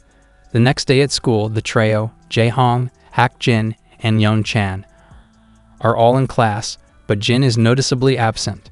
Young Chan is feeling a little awkward between the two bullies. Jae-hong starts asking oddly specific questions, like who they think would win in a fight between Jin and Seokjuko. Hack Jin points out that while Jin is clearly skilled, he probably couldn't beat Seokjuko, who has been training in combat since childhood, calling Jin an amateur by comparison. Jae-hong agrees, adding that Seokjuko is built differently. Young Chan then asks if it's true that Seok once fought 20 people at once. The blonde quickly corrects him, it was actually 30. That number leaves Young Chan momentarily speechless, he even forgets to breathe. The redhead explains how it started as 10 street thugs who were harassing Yona, and when Seokjuko stepped in, they just kept coming. By the time 30 people had shown up, Seok was still standing. He walked away without a scratch while all 30 ended up unconscious on the ground like discarded toys. The timid Young Chan then brings up the rumors about Seok catching the kidnappers who once abducted Yona, saying he'd heard the people involved were all retired soldiers. The blonde confirms that rumor is likely true as well, insisting Jin stands absolutely no chance against Seok, because Seok is on a completely different level. It's somewhat hilarious, in a way, that teenagers in these kinds of stories are single-handedly dismantling entire gangs, making the country's intelligence services and law enforcement look like they're just burning through taxpayer money. Meanwhile, Jin has suddenly come to a halt in the corridor. Standing directly in front of him is Seokjuko himself. Without any preamble, Seok asks him point-blank what he's actually doing here. Jin, confused, says he doesn't follow. Seok simplifies his question. He wants to know why Jin is lying about his identity. He mentions he's heard about what Jin did involving Jisoo and Hwang Kim's departure. Jin clarifies that while he did have a problem with Jisoo, he had nothing to do with their leaving. That's when Seok reveals that he checked with the school Jin supposedly attended overseas, and they'd never heard of him. Things are starting to heat up, but before they can fully escalate, the scene cuts to Dian. She's being approached by Yona. A little while later, the two are catching up. Dian mentions she didn't know Yona was back in Korea. Yona explains that she only started school the day before and is actually in her brother's homeroom. Dian perks up, surprised. Yona then points out that she doesn't recall Dian ever mentioning having a brother. Dian explains that everyone assumed her brother had died in the crash with her parents 10 years ago, but he had actually survived. They only found out around 6 months ago. The scene flashes back to Dian arriving home to find her grandfather completely frozen in place, clutching the telephone receiver with tears streaming down his face as he delivers the shocking news that Jin is alive. That moment is how she first learned her brother had survived. Back in the present, Yona asks why no one knew about Jin all those years if he was alive. Dian explains that Jin lost his memory in the crash, and it was only recently that fragments of it began coming back to him. Someone helped locate him and reconnect him with his family. Yona finds it hard to believe, and Dian confirms that Jin only has faint memories, a grandfather and a younger sister.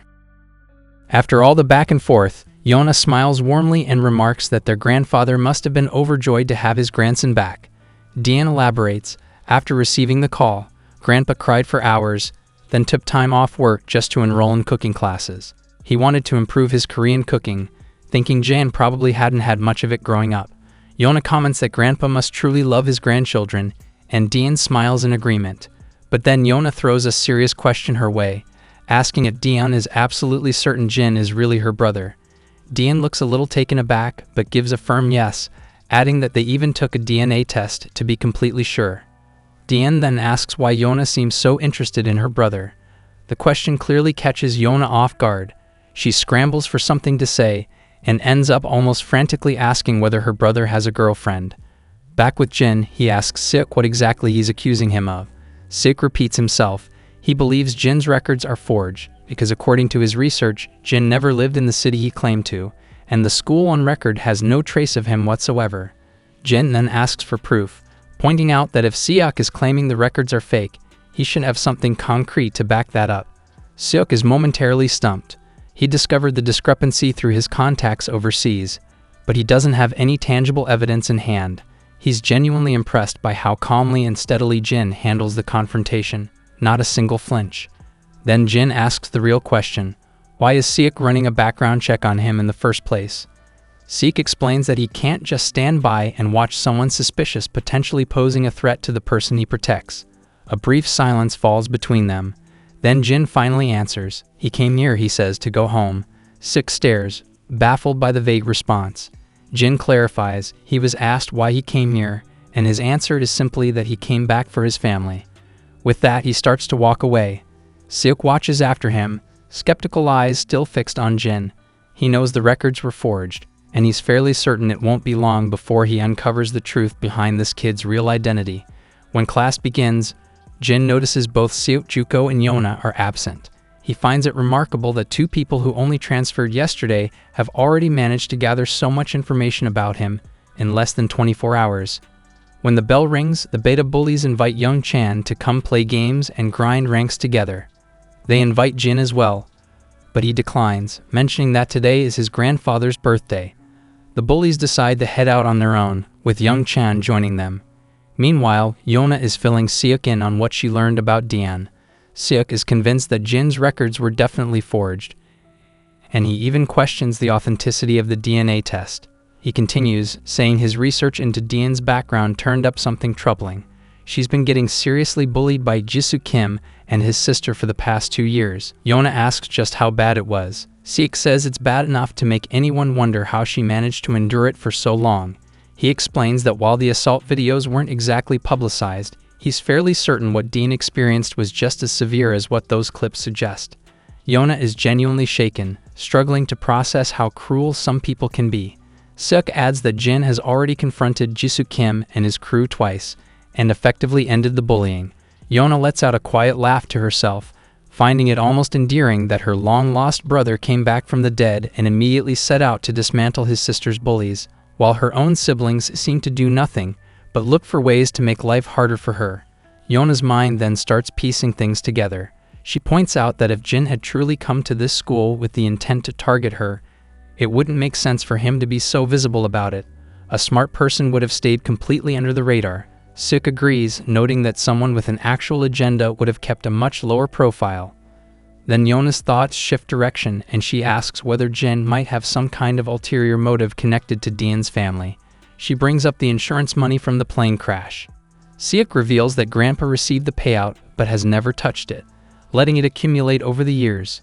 Furthermore, Grandpa returned the portion he received for Jin's presumed death once it was clear Jin was alive, but there's still a substantial amount remaining, so the possibility exists that Jin could be after the money, which, if true, would mean Dian might actually be in danger from her own brother. The scene shifts back to a grocery store, where the two siblings are out shopping together. As usual, Jin is drawing stares from every direction, especially from the women around them. Dian takes a deep breath and admits there's something she's been hesitant to bring up, but her curiosity is overwhelming her. She wants to know what his life was like after the crash. Jin goes quiet for a moment, and Dian starts frantically apologizing, saying he doesn't have to answer if it's uncomfortable. But Jin just smiles and tells her it's okay. He begins, explaining that he was deeply traumatized and could barely think straight. He did whatever he had to do to survive in a place where he didn't even speak the language, constantly busy just to get through each day. Dian falls into a thoughtful silence as that weight settles over her. Then she lets out a small laugh and asks if that means he was too busy to have a girlfriend during all of that. He nods with a laugh of his own. She then reveals that she was surprised to find out he's in the same homeroom as Yona, since Yona had mentioned it to her herself. Jin is visibly surprised to hear that, and asks how she knows Yona. Dian explains that Yona was always really kind to her before moving to the United States, and that she had missed her a lot, so seeing her again recently was a genuinely happy reunion. Then with a playful grin, Dian reveals that Yona even asked her whether Jin has a girlfriend. Jin's reaction is about as understated as you'd expect from him. Later that evening, the birthday celebration is in full swing back home. The siblings present Grandpa with a gift, and when he unwraps it, he finds a high-quality wallet inside. His face lights up with pure joy. He's genuinely touched, but also feels a little guilty, thinking they must have spent more than they could really afford. Dian just smiles warmly and reassures him that they had more than enough. And besides, it wasn't overly expensive. The old man's hands tremble with happiness as he holds the wallet. With a voice thick with emotion, he tells them that the greatest gift he could ever ask for was already given to him the day Jane came back home safe and sound, and nothing could ever top that. Suddenly, the sound of a ringing phone interrupts the warmth of the moment. Dian rushes to her room to answer it. While she's on the call, Jin quietly tries to listen in, and catches the words convenience store and just for a bit. The old man asks why she's heading out so late, and it turns out she's going to meet Yona, who stopped by for a quick chat. Jin can tell immediately that something feels off. Later that night, Jin is at his computer digging up everything he can find about Southwest Corporation, the company Yona's family owns. He wants to understand why Yona seems so curious about him, and why they would be running a background check on a random transfer student. As he sits there turning things over in his mind, his grandfather calls out to him. When Jin steps into the living room, Grandpa mentions he's also heading out for a bit of fresh air. Jin asks if he's going after Dion, and Grandpa vaguely confirms it.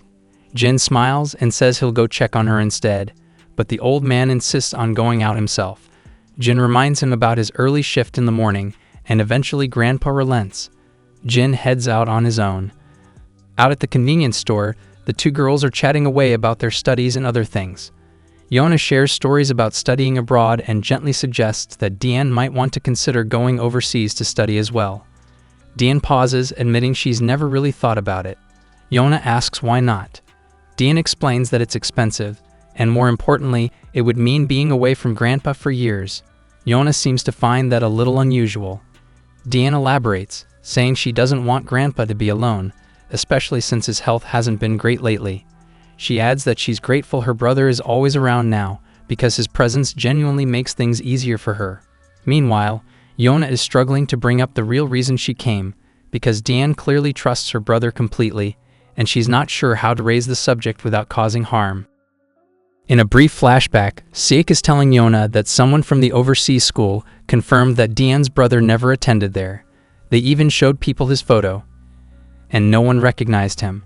He never lived at the address listed in his records either, and the person currently living there provided solid proof.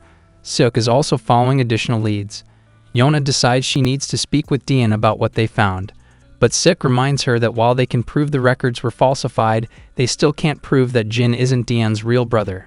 Yona is troubled by this, because Dion is now living with this person, and that's not something that can just be ignored. She thinks Dion at least deserves to know what they've uncovered.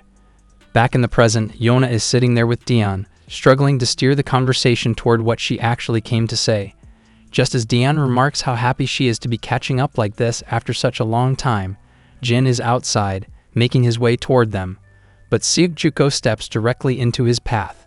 Jin tries to walk around him, but Seok tells him to stay put.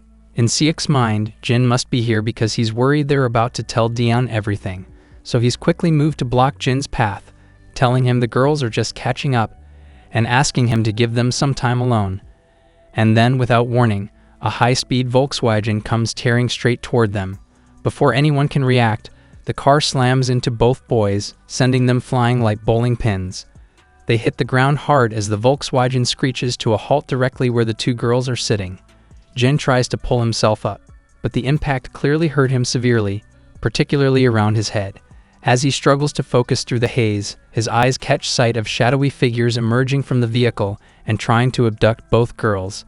Without hesitating, Jin launches himself forward at a dead sprint, but it's already too late. The kidnappers have the girls and speed off, and there's no way to outrun a car. Jin and Seok are left behind, helpless. They stare at each other for a moment, and in their shared anger, both grab the other by the collar. A few heated words are exchanged before they both realize neither of them is responsible. They let go.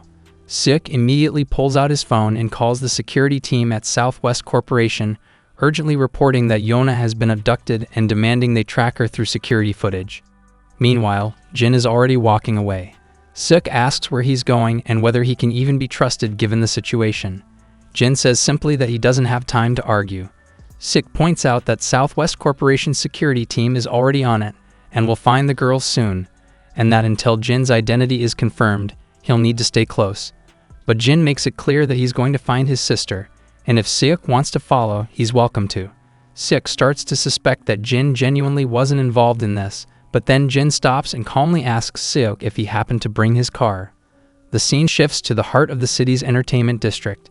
Inside one of the pubs, Mr. Cha is leaning back, puffing on a cigarette and enjoying a quiet moment. His lackey comes up and tells him someone is here to see him. Mr. Cha turns around, and it's Jin. The scene then cuts to Southwest Corporation, where a composed and elegantly dressed woman sits in her office. One look at her is all it takes. She's clearly Yona's sister. Two people could hardly look more alike. Suddenly, an assistant bursts into the room without knocking. The woman looks annoyed at the intrusion and asks why he didn't request permission before entering. The assistant urgently reports that Yona has been kidnapped. The woman is surprised, but strangely, not particularly troubled. A faint smile crosses her face. It seems the rumors must be true after all, she thinks to herself, though exactly what rumors those are isn't entirely clear just yet. She then asks whether their grandfather is still planning to go after the company. The assistant says he isn't sure. The woman leans back, quietly hoping that if grandfather continues to push forward without backing down, Yona will eventually be gone. It's something she appears to be looking forward to. The scene transitions back to the pub, where Jin and Seok are now meeting with Mr. Cha. Seok already recognizes Cha from their database and is quietly wondering how Jin knows a man like this. Mr. Cha asks what Jin wants. Jin cuts straight to the point. The granddaughter of Southwest Corporation has been kidnapped. That's not information Cha was expecting, and his expression shifts.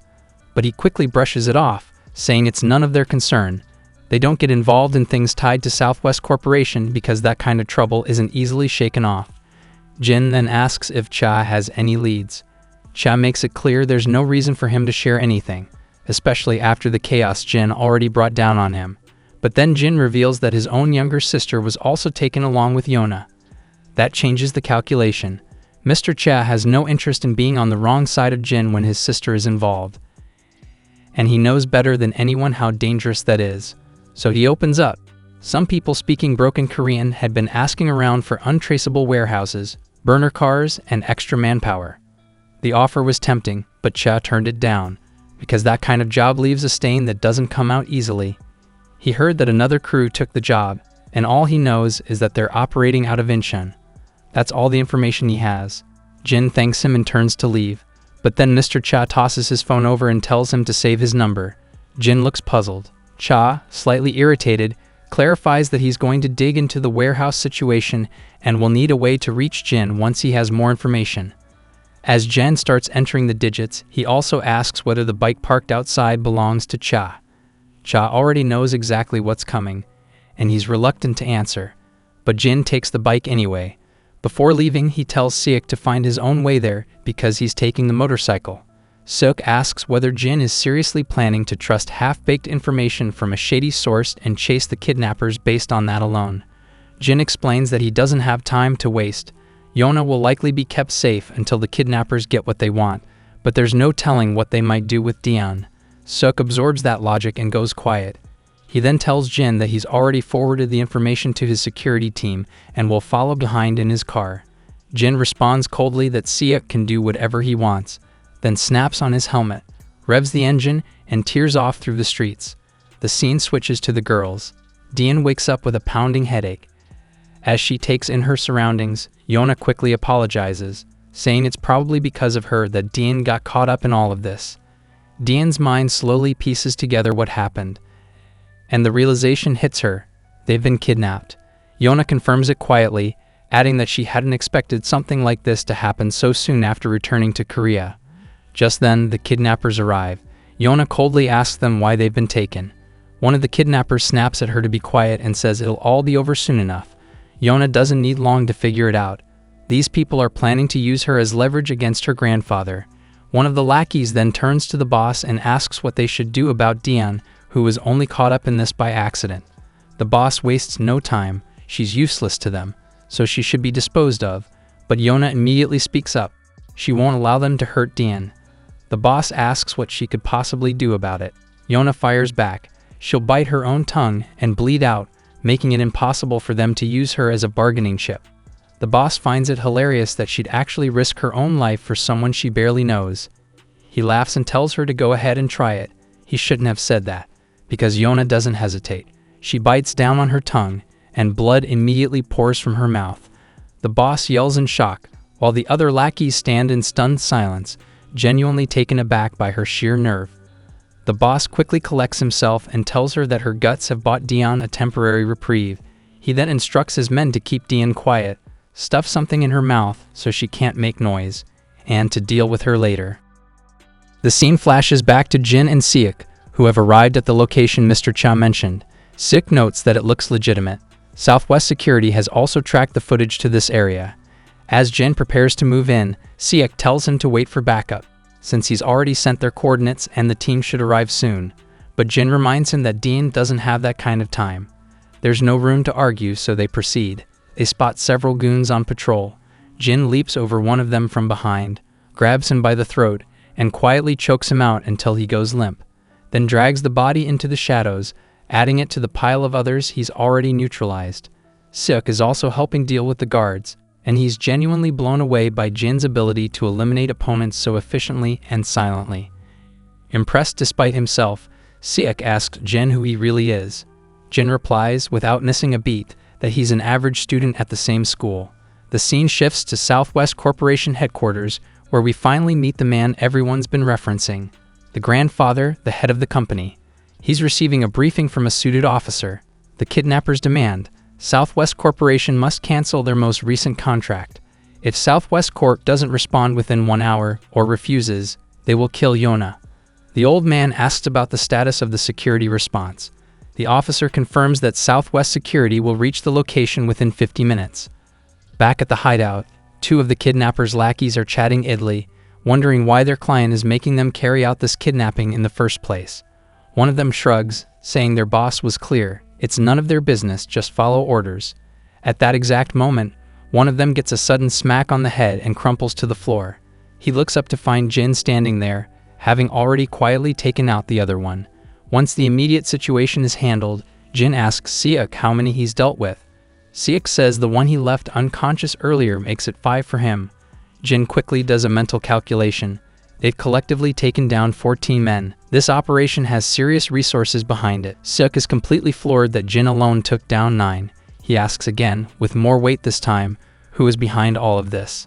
Seok lets out a heavy sigh and admits they genuinely don't know.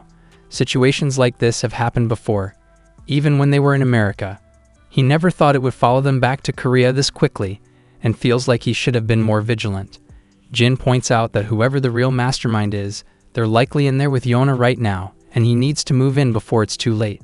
Before he does, Jin asks Seok how he's holding up. Seok looks confused. Jin calmly points out that Seok took a pretty brutal hit when that van ran into him. Seok shrugs it off and tells Jin to worry about his own injured leg instead. Suddenly, shouting breaks out from somewhere inside. One of the guards is wondering loudly where the lookouts went. Another jokes that they probably all went to use the bathroom. A third asks why they'd all need to go at once. As they walk forward and spot their colleagues lying unconscious on the ground, confusion quickly turns to alarm. Before the goons can process what's happening, Jin drops in with a brutal knee smash directly into one of their faces. He then grabs the thin, mustached one by the arm, delivers a devastating kick to his leg, and follows up with a hard strike to his head. Both are down. Jin decides they should split up, but before they part ways, Seok calls out to him. Jin turns. Seok says, once they're out of this mess, he owes Jin a proper apology. Back with the boss, hearing the commotion outside, he orders one of his lackeys to go check on things. Meanwhile, the girls sit there with cloths stuffed into their mouths to keep them quiet. As Jin moves down the corridor, he runs directly into one of the lackeys. The masked man studies Jin, quickly determining he's not Seok, and demands to know how he even got inside. Jin stays silent. The masked lackey figures it out fast. This must be someone who came looking for the kidnapped girls. He orders his men to take this one out. Before the scene gets to Jin handling the goons, the scene cuts to Seok. He's carefully moving through a storage room, scanning the area. He finds both girls, tied up, and thankfully, no one else is around. The guards must all be out dealing with Jin. He slips over to them and quickly pulls the cloth from Yona's face. She asks if the security team has arrived. Seok tells her they're on their way. Yona is stunned and asks how he found them. Before Seok can answer, the mafia boss's voice cuts in from behind, and he makes it very clear that the security team isn't going to be arriving anytime soon. He recognizes Seok right away, saying he's heard a great deal about him, and that Seok has been a persistent nuisance, always hovering around Yona and disrupting their plans. He also points out that Seok made a serious mistake by coming here alone without backup. One of the lackeys immediately charges at Seok, swinging hard, but Seok sidesteps and throws a counter-punch. This particular lackey, however, is no ordinary goon. He dodges Seok's hit and retaliates. Seok quickly realizes this is a different caliber of opponent than the ones they dispatched outside, but Seok grinds through it, landing a brutal hit, then following up with a devastating punch to the gut, and finishing with a powerful leg sweep. The lackey looks like he's finally going down, but then tries to spring back up for one more swing. Seok meets him with a crushing knee smash to the back, and the man finally drops. The scared boss admits he had known Seok was trained from a young age, but he didn't expect him to be this impressive. Even the two girls are stunned watching it unfold. But the mafia boss didn't come here for a fair fight, so before Seok can recover, the lackey pulls out a blade and starts slashing. He lands several brutal cuts across Seok's body. The boss grins under his mask, commenting that he hadn't expected the kid to fight unarmed, which makes this a lot easier. The lackey charges again, slashing left and right, and Seok does his best to dodge, but he's still taking deep, painful cuts that begin to slow him down. The boss then pulls out his own blade and starts toying with it in the air, eyes drifting toward the girls. The second Seok sees that, he knows Dion is in immediate danger. Before he can react, the boss hurls the blade straight at her, aiming to end it there. But in the same instant, Yona throws herself in front of Dion, and Seok launches himself forward to intercept, taking the dagger directly into his back. The mafia boss scoffs, mocking him as a pathetic fool whose only worth is the hollow praise people throw at him. He then orders his lackey to leave Yona unharmed and kill the other two instead. The lackeys move forward to carry out the order, and then the door creaks. All eyes turn, and Jin walks in. Back at the club, Mr. Cha is sitting with his lackey and has just received new information. They now know the Gong cartel is behind the abduction. Cha is stunned by how catastrophically stupid the Gong cartel was to get themselves tangled up with both Jin and Southwest Corporation at the same time. One of the lackeys asks why Cha helped Jin at all, pointing out that Jin is the one who put them in a difficult position to begin with, and that he also exposed everything the Kim family had been keeping buried for years. Cha sighs and says he had no choice. He's just an old man. He can't take on someone like Jin, and the Kim family brought that on themselves by going after him first. The lackey then argues that they didn't have to help Jin either. Cha goes quiet for a moment, then chuckles to himself. He admits there was really only one reason he helped, because Jin's sister was taken. Back at the hideout, Jin steps through the door. The lead lackey asks who this kid is. Yona is stunned to see him. When Dean realizes it's her brother, she says his name aloud, and the mafia boss overhears. He bursts out laughing, barely able to contain himself. He finds it absolutely hilarious that he kidnapped a girl and now her little brother has come to rescue her. Jin turns to his sister and quietly asks if she's alright. Dean's eyes fill with tears and she begs him to just get out while he can. Watching this, Yona is heartbroken that these two siblings have been dragged into this mess because of her. She speaks up immediately, telling the lackey boss that she'll cooperate fully, and asks them to let everyone else go in exchange. The boss snaps back, asking why he should do her any favors. Yona goes quiet, realizing she holds no leverage here. Seok, battered and bleeding on the floor, watches Jin with a quiet mix of admiration and disbelief. Even surrounded like this, Jin doesn't show even a flicker of fear. Finally, the lead lackey orders his men to deal with Jin. They've given him long enough. The lackey steps forward, blade in hand, ready to take Jin down. But before the swing can land, Jin grabs the lackey's wrist, redirects the dagger, and drives it straight into the lackey's own chest.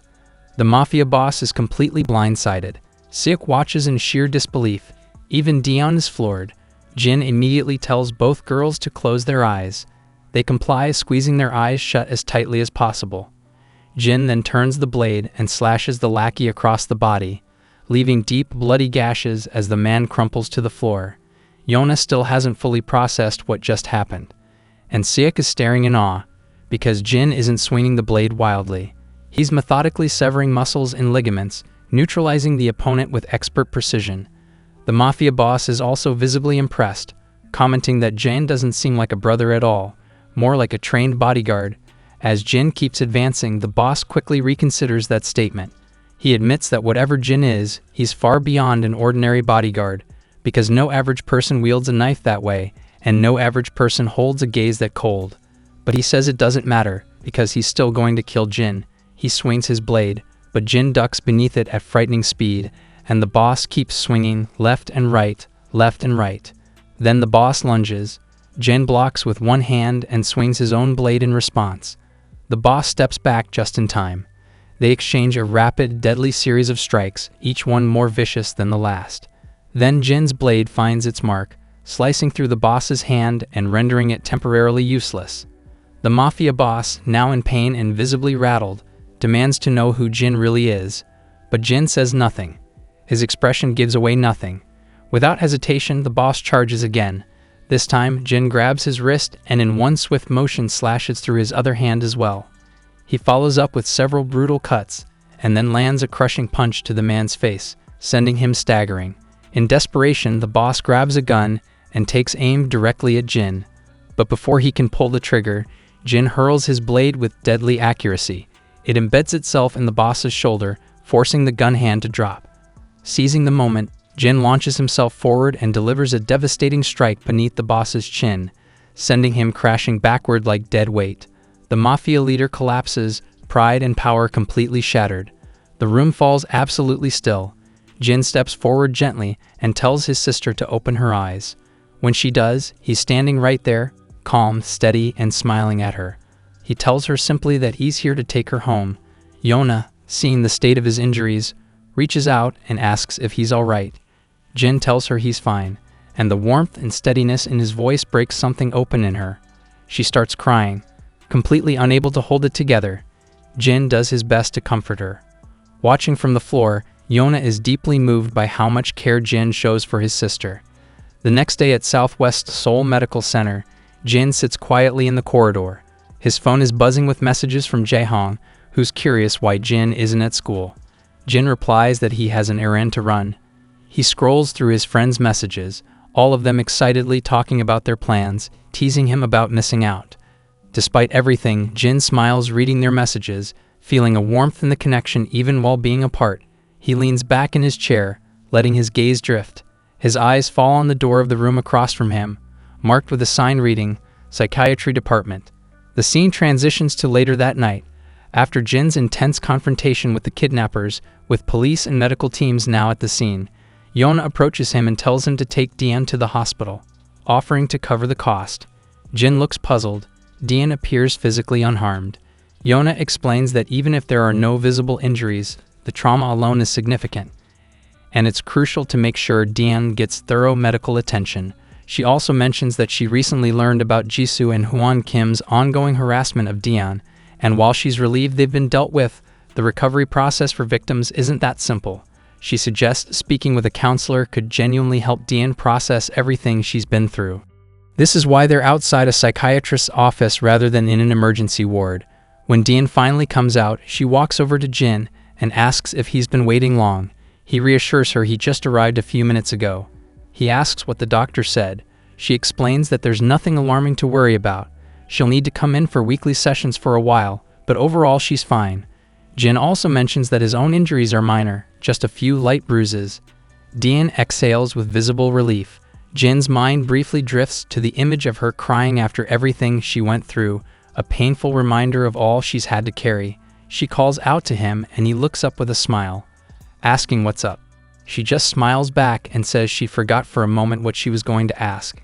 Inside, she's clearly holding back a question, but she can't quite bring herself to say it.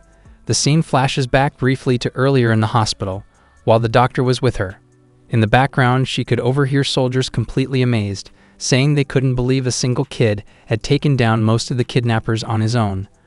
The words stopped Dian cold. She was just as stunned as anyone. She's been wondering ever since just how Jin can fight like that, and what kind of life he actually lived before coming back to Korea. But she still can't bring herself to ask. As they walk down the corridor, they run into Yona. The moment Dian sees her, she lights up. They embrace warmly. Dian thanks her for covering the medical bills, saying she really didn't have to do that. Yona waves it off, reminding Dian it was her situation that caused all of this, and sincerely apologizes. Dian laughs it off, saying Yona has already apologized plenty, and that Yona was a victim in all of this too. That's when Jin notices an imposing bodyguard standing behind Yona, enormous, with an extremely intense stare fixed right on Jin. Despite that stare, Jin remains completely unfazed. Yona turns to Jin and asks if he got checked out. He confirms it, and Dian jumps in saying she had to practically drag him there. She had to threaten not to go herself if he refused to go first. Dian then asks about Siak. Yona confirms he's in the same hospital. Dian immediately wants to go visit him before they leave, and even though the look on Jin's face suggests he's less enthused about that idea, they end up going anyway. When they get to Siak's room, Dian sincerely thanks him for stepping in front of the blade for her. Siak is a little startled by the directness of her gratitude and stutters that it was nothing. She asks if he's feeling better, and he says he genuinely is. Meanwhile, Jin is visibly uncomfortable watching his sister be warmed towards Siak. Even Yona and her bodyguard notice that Jin seems bothered. Dian expresses her hope that Siak recovers quickly, and then they head out. Yona waves goodbye and they make their way through the main exit. Once they're gone, the bodyguard stands there thoughtfully. He remarks that it's genuinely hard to believe someone that seemingly slight could have taken down that many people all at once. Yona chuckles and admits she's pretty amazed herself, though she suspects this kind of thing might not even surprise someone as seasoned as the bodyguard. The bodyguard shrugs and says it's not just about the numbers, there's something much deeper at work. He explains that Jin quietly neutralized over 10 guards in rapid succession, without a single alarm being raised. Even a trained professional would struggle to do that without support. And what's even more remarkable is that he didn't kill any of them, he simply made them incapable of fighting. Looking at the precise cuts left on the 2 men found in the cargo container, his knife technique is at an extremely advanced level, especially considering those men were former Special Forces soldiers, not common street thugs. The bodyguard concludes his assessment plainly. Based on Siak's account and the condition of those combatants, Jin Yu is, without question, a highly trained professional with extensive real combat experience. Both Siak and Dian are completely floored by hearing that. A little while later, Dian and Jin are walking together. Dian apologizes again, embarrassed that she's always ending up in situations where she needs his help. Jin tells her she has absolutely nothing to apologize for, and says he should actually be thanking her. Dian is startled to hear that. He continues, saying that because of her, he now understands what it feels like to have family. For the first time in his life, he put someone else's safety above his own without a single calculation, something he'd never experienced before coming home, and because of that, he's starting to understand what family actually means. We then see that short-haired woman again, the one who appears to be Yona's sister. She looks visibly distraught that Yona was rescued safely. The news reporter is covering something that's apparently spreading as a rumor.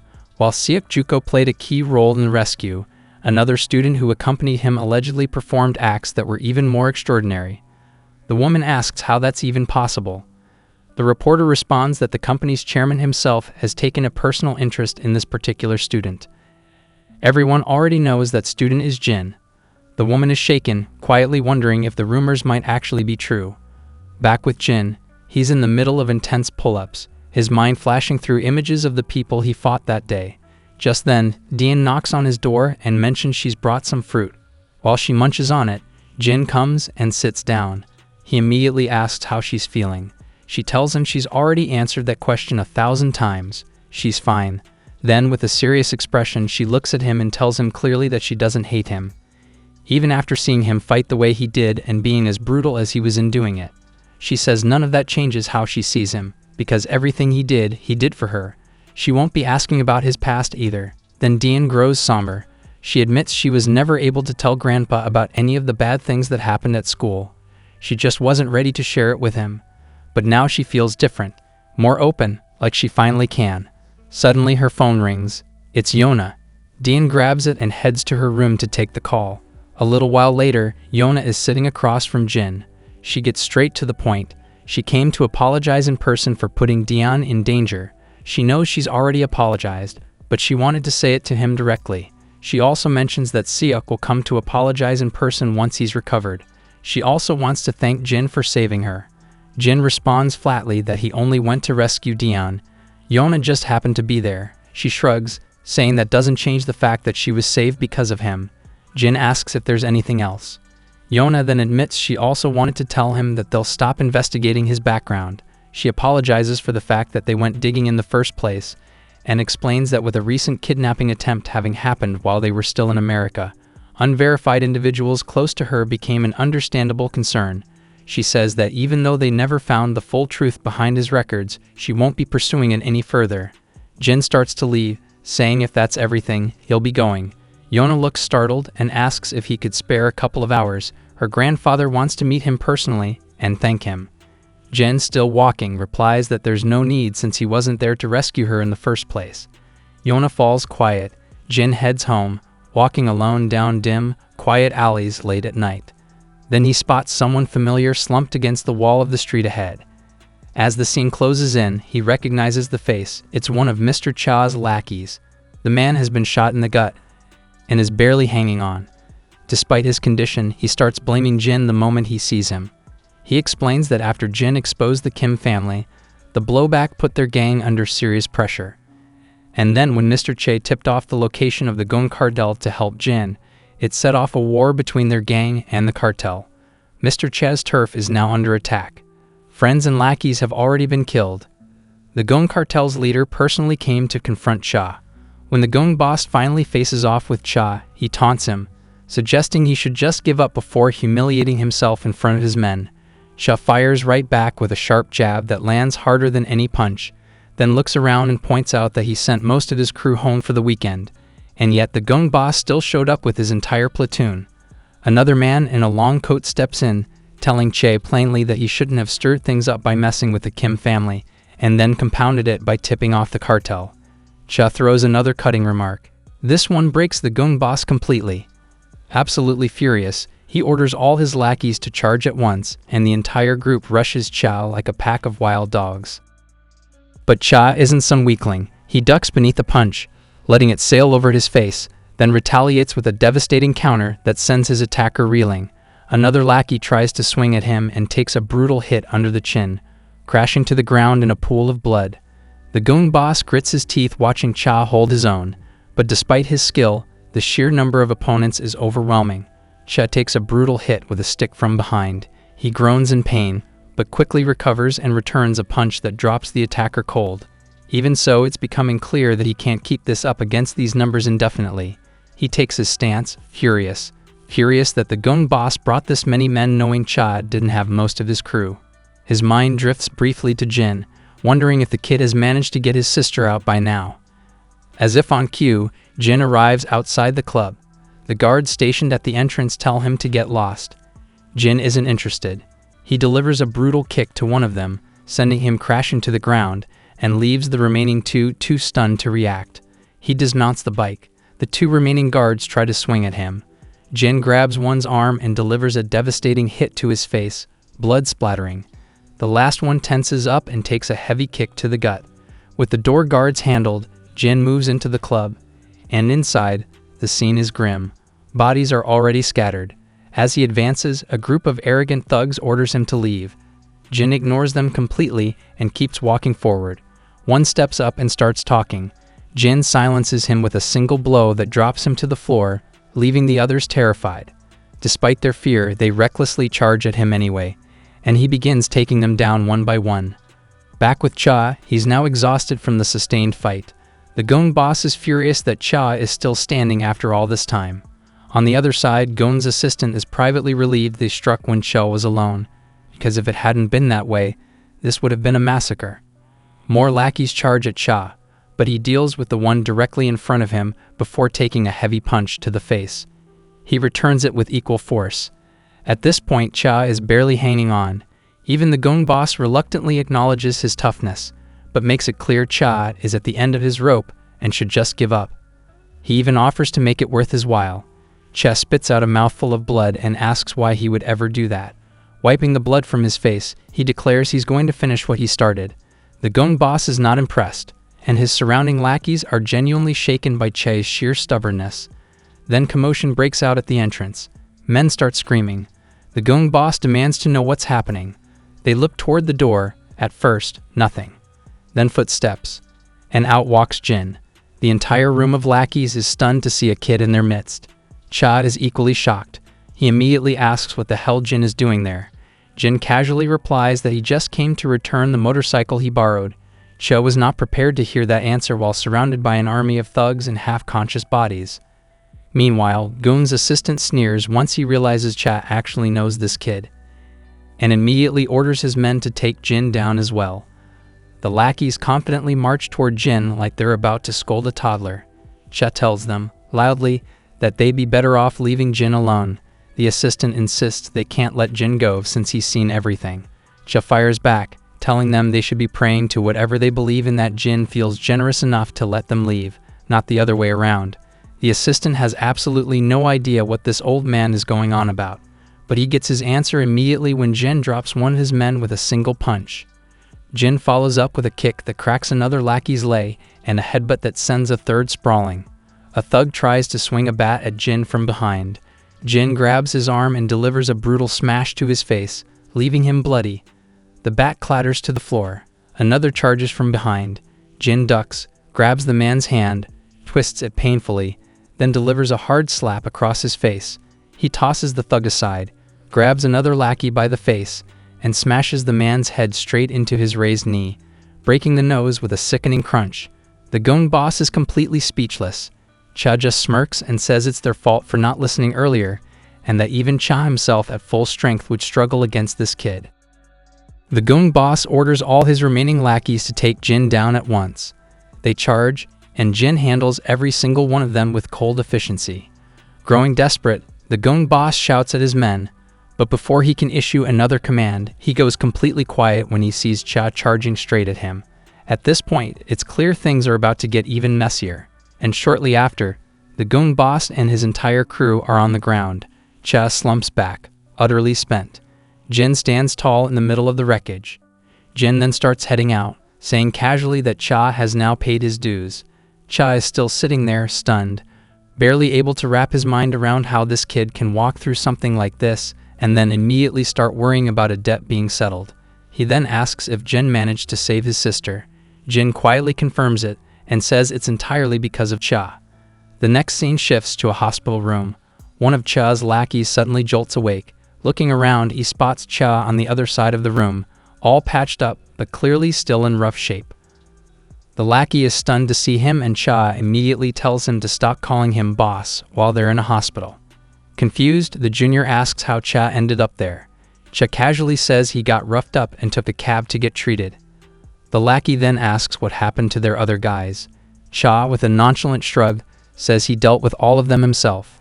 The junior doesn't buy it for a second and calls it nonsense, prompting Cha to get mildly irritated and ask why he'd bother lying. The lackey suggests it's probably because Cha is too embarrassed to admit he got beaten by the Gong crew. Cha then asks if the lackey happened to run into Jin that night. The junior confirms it. He was ambushed while leaving the club, took a brutal hit, and after getting injured, managed to find Jin and started shouting at him. In his anger, he even charged at Jin, only to get knocked out cleanly on the first hit, after which he remembers nothing. Cha then explains what actually happened. Jin probably knocked him out to get him to the hospital. Inside the club, Cha himself had been completely overwhelmed by the sheer numbers, and then Jin walked in, took out every single one of them in a matter of seconds, told Cha his debt was settled, and simply walked out. The lackey finds this nothing short of legendary, genuinely badass in every sense. Cha agrees, reluctantly but sincerely acknowledging that Jin is, without a doubt, something remarkable. The lackey then asks if Cha has any idea who the kid really is. Cha just says Jin claims to be an average teenager, so he figures they have to take him at his word. In the next scene, a football comes flying straight at Jin, and he catches it cleanly with both hands. The referee immediately calls it a handball. The entire playground goes quiet in shock. His friend, visibly annoyed, reminds him that he's not a goalkeeper and that catching the ball with his hands is against the rules. Jin apologizes, genuinely puzzled by the ruling. Suddenly, the bell rings and his friends call out to him.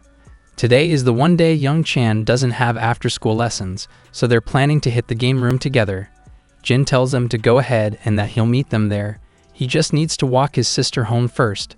His friends look a little bewildered, wondering if he's babysitting his sister again. Jin explains that she hasn't been feeling well lately. The blonde saves him a spot, and meanwhile, Dean is heading out of her class, thinking about what to cook for Jin.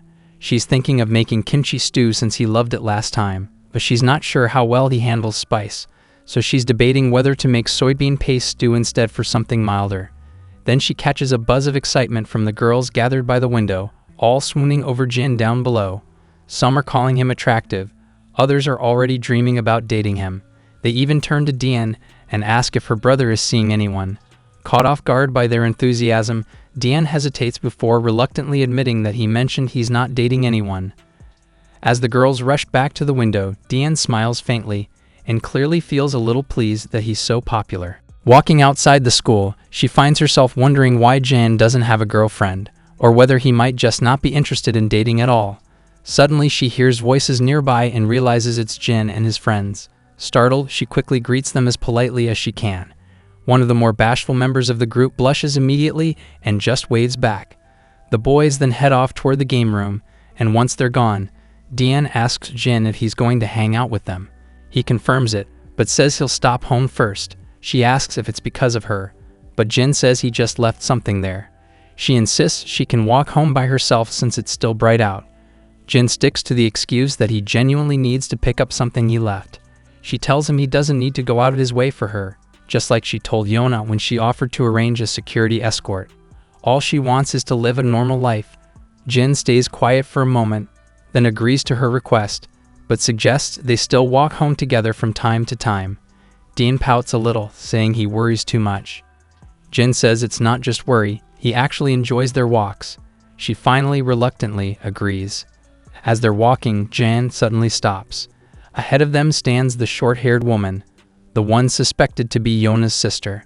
She greets Jin, but he doesn't bother responding. Dian, standing beside him, has no idea who this woman is. The woman then turns to Dian with an exaggerated look of concern and says she must be the one who went through so much because of the abduction. Dian is genuinely confused and asks who she is. The woman introduces herself as Yona's cousin and says she came to thank Dian and offer to treat her to dinner sometime. Jin immediately and flatly refuses, saying that Yona has already thanked him personally, so there's no need for this stranger to go out of her way. The woman is thrown off by his bluntness but presses on, saying she also has a proposition that could benefit them both. Jin refuses again, just as firmly, saying he's not interested. Then he starts walking away, leaving the woman absolutely seething. Before he completely disappears from view, Dian bows her head politely and gives the woman a final respectful nod. The woman is boiling internally, and her guard asks if he should bring Jin back by force. She says no. It's clear her ego has taken a significant hit, and she is furious. At the gaming room, everyone is absorbed in their screens. Young Chan decides to take a bathroom break and ends up accidentally bumping into an aggressively cocky guy in the hallway. The guy immediately starts threatening Young Chan, demanding he watch where he's going. Poor Young Chan starts trembling and stumbles out an apology, but the guy isn't done and is already raising his hand to slap him. Right at that moment, Jae-hong bursts onto the scene and saves Young Chan from the hit.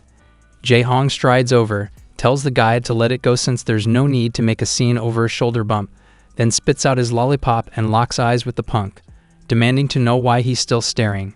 The punk's nerves crack under Jae-hong's death glare, and he backs off, walking away with whatever dignity he has left. Young Chan watches it all unfold in complete shock, because not too long ago Jae-hong was the one bullying him, and now here he is coming to his defense. The orange-headed Jae-hong tells them they'd better hurry before Hak Jin starts giving them grief for taking so long. They head to the bathroom as Young Chan still can't quite believe what just happened. When they finally return, Hak Jin asks why a bathroom trip took so long. Jae-hong explains there was some guy trying to harass Young Chan.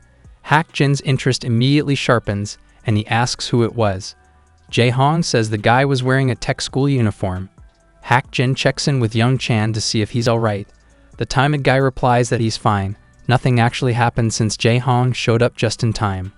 Jae-hong suggests they get back to the game, but then a group of rowdy guys bursts into the gaming room. It's the same punk from earlier, now with his crew behind him, coming for revenge. Hak Jin, deep in his game, doesn't notice them until he looks up and sees them looming right over him. The gang's ringleader tells them to step outside. Jae-hong and Hak Jin immediately realize this is about to get real. Young Chan is already shaking with fear. Once they're all outside, Young Chan is trembling, feeling completely responsible for dragging everyone into this. The cocky punk starts bragging, saying Jae-hong was all talk and no action, and that it'll be easy to take both of them down. But Jae-hong doesn't flinch. He mocks the guy right back, pointing out that he walked off quietly earlier when it was just him and Young Chan, and only came back after rounding up backup. The punk doesn't appreciate that at all and launches a punch at Jae-hong. Jae-hong ducks cleanly and delivers a brutal counter right to the guy's face, dropping him and showing exactly who's in charge. The punk staggers backward. Meanwhile, Young Chan is spiraling, absolutely convinced this entire situation is his fault. That's when Jae-hong speaks up and tells him directly that he has nothing to feel guilty about. These people are the ones in the wrong. Those words hit Young Chan harder than expected. There's something almost overwhelming about seeing someone he once thought of as a bully standing up for him like that. Hak Jin then chimes in and points out that Jae-hong is saying basically the same line Jin used not long ago, even with the same energy. He jokes that Jae-hong basically copied Jin word for word. Jae-hong immediately turns red and admits, embarrassedly, that the way Jin said it stuck in his head, he just couldn't help repeating it. While the three of them get caught up in their own little exchange, they momentarily forget they're in the middle of a confrontation. But the lackeys aren't here to be ignored, and they charge. In the middle of the fight, Jae-hong holds his ground. The moment one of the thugs gets close, he lands a powerful kick to the gut, sending him stumbling. Another tries to swing at him and goes down hard. Young Chan, who has absolutely no fighting experience, is panicking on the sidelines, completely unsure what to do. Hak Jin, however, is in full battle mode, taking on multiple opponents with surprising efficiency. He turns to Young Chan and tells him to stay back and just watch from behind. Jae-hong echoes this, pointing out that while Young Chan might be an elite gamer, he's completely out of his element in a fight. They've got it handled. Young Chan is blown away by that. He can't believe they're fighting because of him, and they're telling him to stay back and not worry about it. The goons are squirming on the ground, having taken a serious beating, but the two boys are starting to struggle, exhausted and now outnumbered.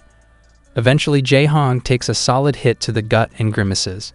The cocky ringleader is already winding up for a punch straight to Jae-hong's face, but before it can connect, Young Chan leaps onto the guy from behind, grabbing him with everything he has. They both crash to the ground, and the ringleader starts shoving Young Chan off, but Young Chan holds on with everything he has. Jae-hong, seizing the moment, swings his leg and delivers a devastating kick to the guy's head. The impact leaves Young Chan a little teary-eyed from sheer brutality, an experience he's never been remotely close to before. Jae-hong stands tall, glancing down at the ringleader who is very much out of it. Hak Jin can't resist poking fun, pointing out that Young Chan had to step in and save Jae-hong's moment. Jae-hong turns red immediately and defensively insists he was already about to finish the guy. They then both notice Young Chan is on the verge of tears. Jae-hong immediately asks if he's okay. Young Chan quickly insists he's fine and apologizes for causing all of this. The scene shifts to Jin, who finally arrives at the game room, only to find it empty. He tries calling his friends, but no one picks up. Then someone calls his name from behind. He turns around and his friends come rushing over, eagerly telling him he missed all the action. The beta bullies start bragging about how they just dealt with some guys from the tech school. They head inside, and as they climb the stairs, they point out that while Jin might not be familiar with the tech school group, those guys are known to be pretty tough, just not tough enough. When they finally reach the gaming room, they're stunned to find a pile of people lying unconscious across the floor. The bullies are completely baffled and immediately ask who on earth took down all these tech guys. Jin casually mentions that he arrived looking for everyone and ended up getting jumped by these guys when they saw his uniform. The three of them stand there in stunned silence, realizing that Jin took out an entire room of people entirely by himself. After their eventful trip to the arcade, the group heads out for food. The beta bullies have brought the usual snacks that Young Chan loves, but Jae-hong forgot drinks and immediately volunteers to go get them. Young Chan offers to go with him, but Jae-hong says he'll handle it himself. While they're eating, Hak Jin laughs proudly, recapping how they dealt with those tech guys. Jae-hong agrees, saying those goons came in acting tough and ended up going home humiliated. Meanwhile, Jin stares at his tuna kimbap, having no idea how to open it. He watches Jae-hong tear off the seal and pops it out, then mimics the motion and finally takes a bite. While he's eating, he asks his friends who started the fight.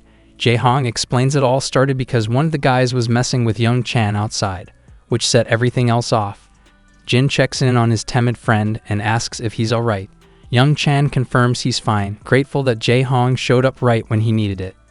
Jae-hong then offers some unsolicited wisdom to Young Chan, telling him that in situations like that, he should never back down. Young Chan looks confused. Jae-hong continues, never flinch in front of a bully. You have to make it clear you're ready for anything, or they'll take advantage the moment they sense fear. Hak Jin backs this up, saying if you don't stand your ground, people will just walk all over you. Young Chan asks what happens if they hit him anyway. Jae-hong shrugs and says they'll try to hit him whether he's scared or not. The only difference is whether he gives them permission to see him as an easy target. Hak Jin adds that he's seen this work before. Bullies tend to go after the quiet ones who never push back. Young Chan goes quiet. He's probably thinking about all the times he stayed silent and ended up in exactly those situations. As they talk, Jin keeps eating. His mind drifts briefly back to his past, not to school food but to worse. Some mediocre curry and dry bread that was all he had at the time. Even then, there were always stronger people taking food from the weaker ones. One day, someone demanded Jin hand over his own meal.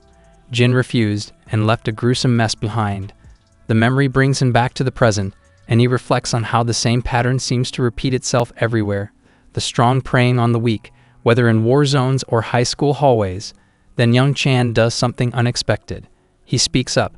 He says out loud that he doesn't like either of the beta bullies. The two of them choke on their food. Young Chan continues. He hates them because they bully kids in class, including him.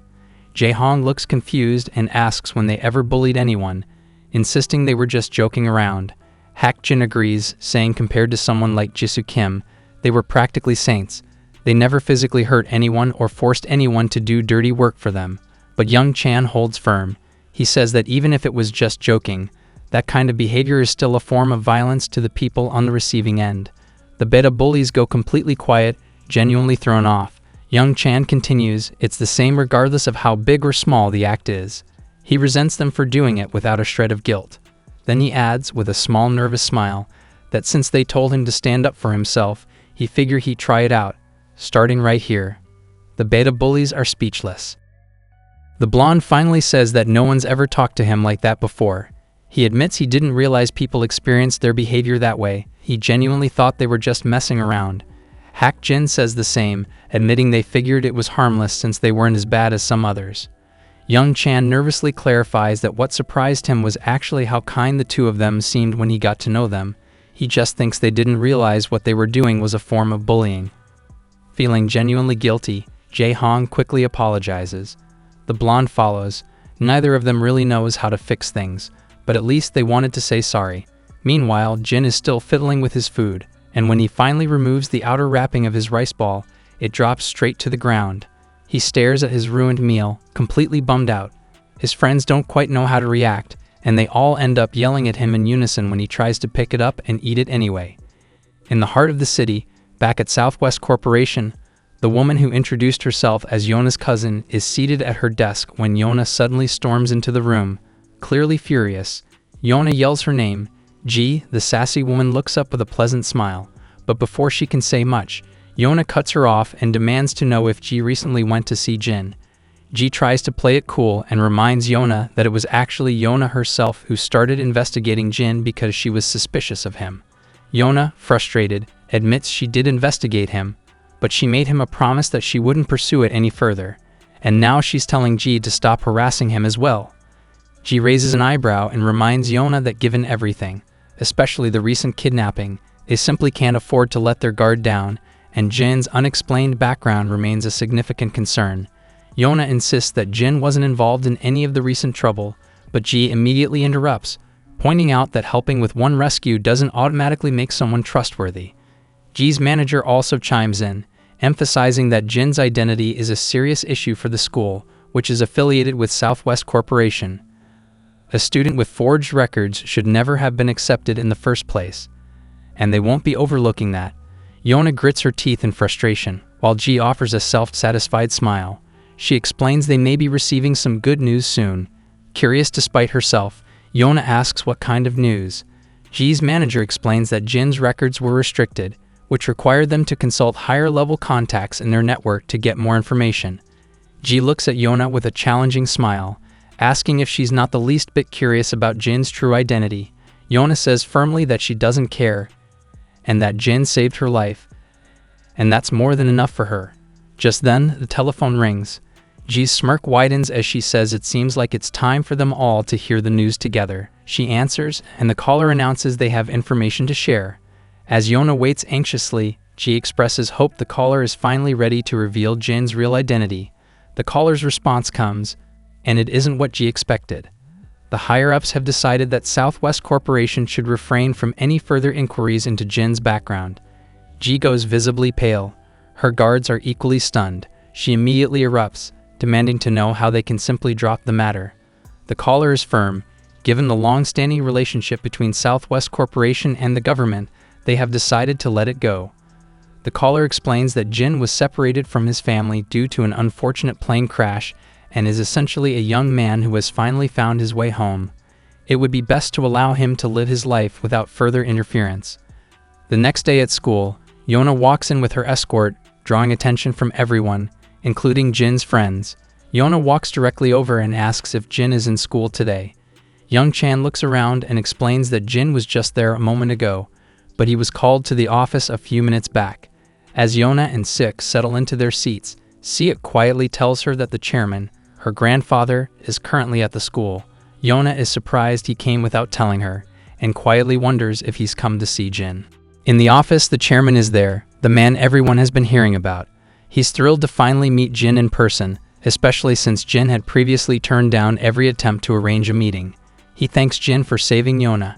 Jin replies simply that there's no need for thanks. He went to save his sister, and Yona happened to be there.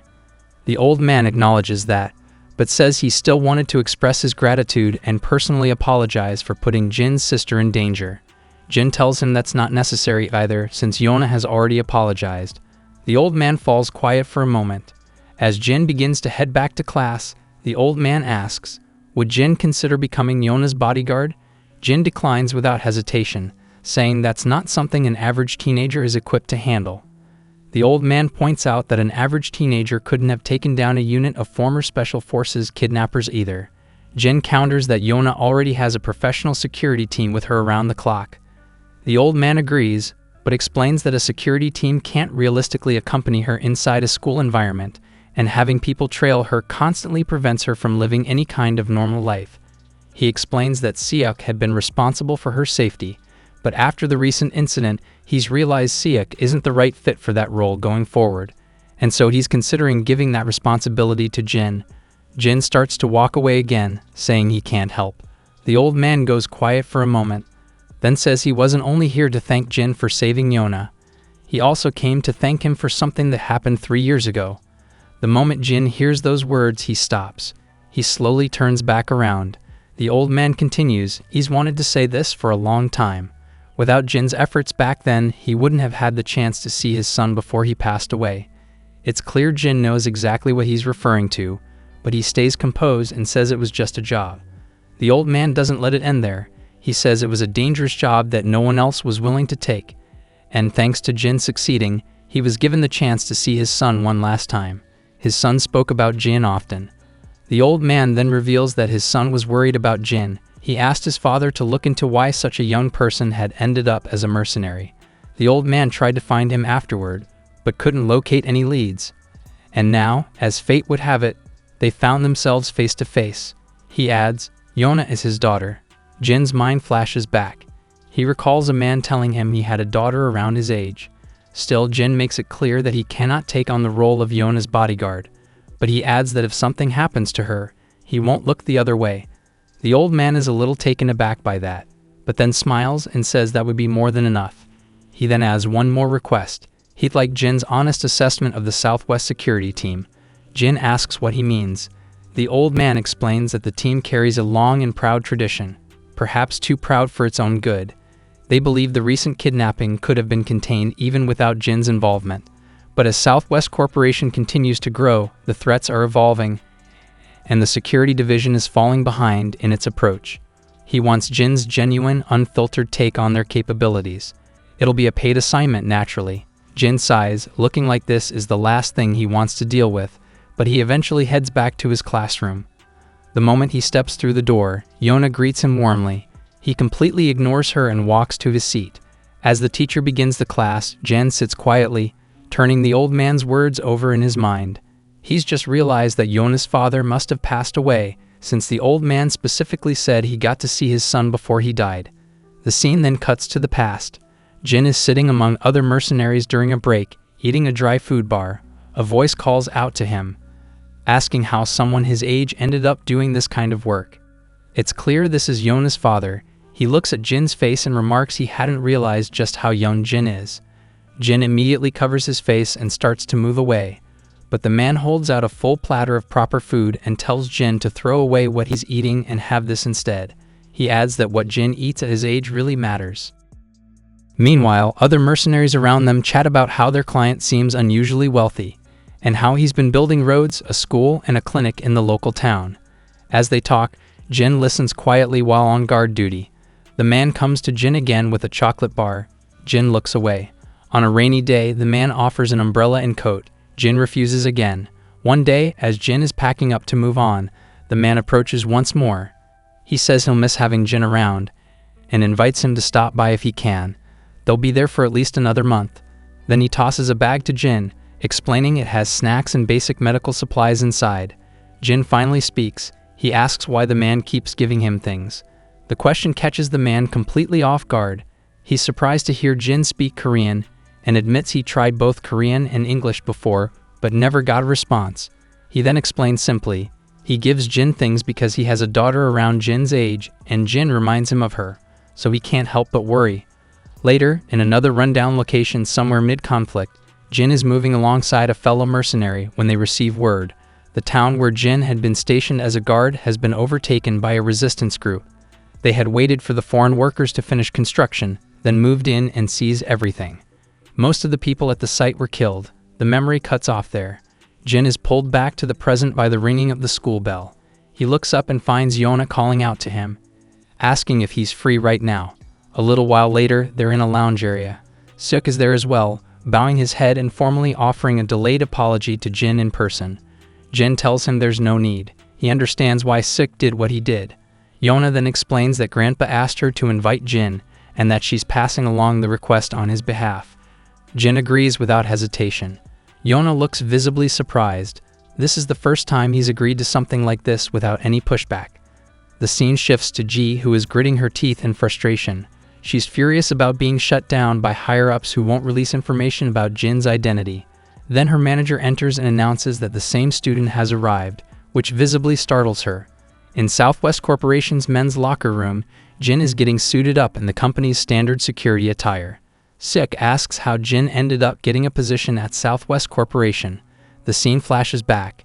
Jin had been reviewing the personnel records of the entire security team. The old man had told him to spend a few days observing the team and share his thoughts. Arrangements had already been made to accommodate him, so it would be relatively easy for Jin to assess the team's capabilities firsthand. Back in the present, Jin simply tells Seok he wanted to see what being on the security team was actually like, so here he is. Seok wonders aloud if that means Jin is considering becoming a bodyguard. Jin then asks whether Seok will be joining the training today. Seok explains that today's session is for Team 2 and he's part of Team 3, which exclusively escorts Yona. Team 2, by contrast, escorts Ji and her parents. In the training hall, all personnel are seated on the floor. One of the instructors introduces Jin to the group, explaining that he'll be joining them for the next few days. He's been placed in the same rotation as Seok, and the chairman has personally authorized his participation in the program so he can get an understanding of their field. One of the soldiers immediately raises his hand and asks if Jin is the one who played a critical role in the kidnapping rescue alongside Seok. The senior confirms it. Jin introduces himself, thanks everyone for having him, and the training begins. From above, Yona stands watching. Seok quietly tells her that Jin is here because he wanted to experience what it's like to be a bodyguard, or at least that's the explanation Jin gave. Meanwhile, down in the hall, the guards begin running, sprinting down the corridor as part of their routine. The senior leading the group glances back after a while and sees that Jin is keeping up without any difficulty. Deciding to test this further, he picks up the pace significantly. After several rounds, the soldiers are completely spent. The senior himself looks like he might pass out. Jin, however, looks completely unbothered, barely even winded. The senior can't help but think to himself, they've run enough to knock most people unconscious, and this kid kept up the entire time, and still looks like he could go another 20 laps. They move into other intense exercises, and Jin excels at every single one. From the sidelines, Yona is absolutely floored, watching Jin outperform the team at every turn. Meanwhile, Ji just sneers, pointing out that the team is falling behind compared to a high school student. Even in basic training, the senior, noticing Ji nearby, immediately starts sweating. He's sure he's going to catch heat from Ji and her bodyguard for this. Then one of the junior soldiers raises his hand and volunteers to spar with Jin. He wants to see the kid's skills for himself. The senior gets irritated and questions whether this junior really wants to spar with a high school student. But before the senior can decide anything, Jin himself says he doesn't mind. The senior, completely at a loss, reluctantly agrees.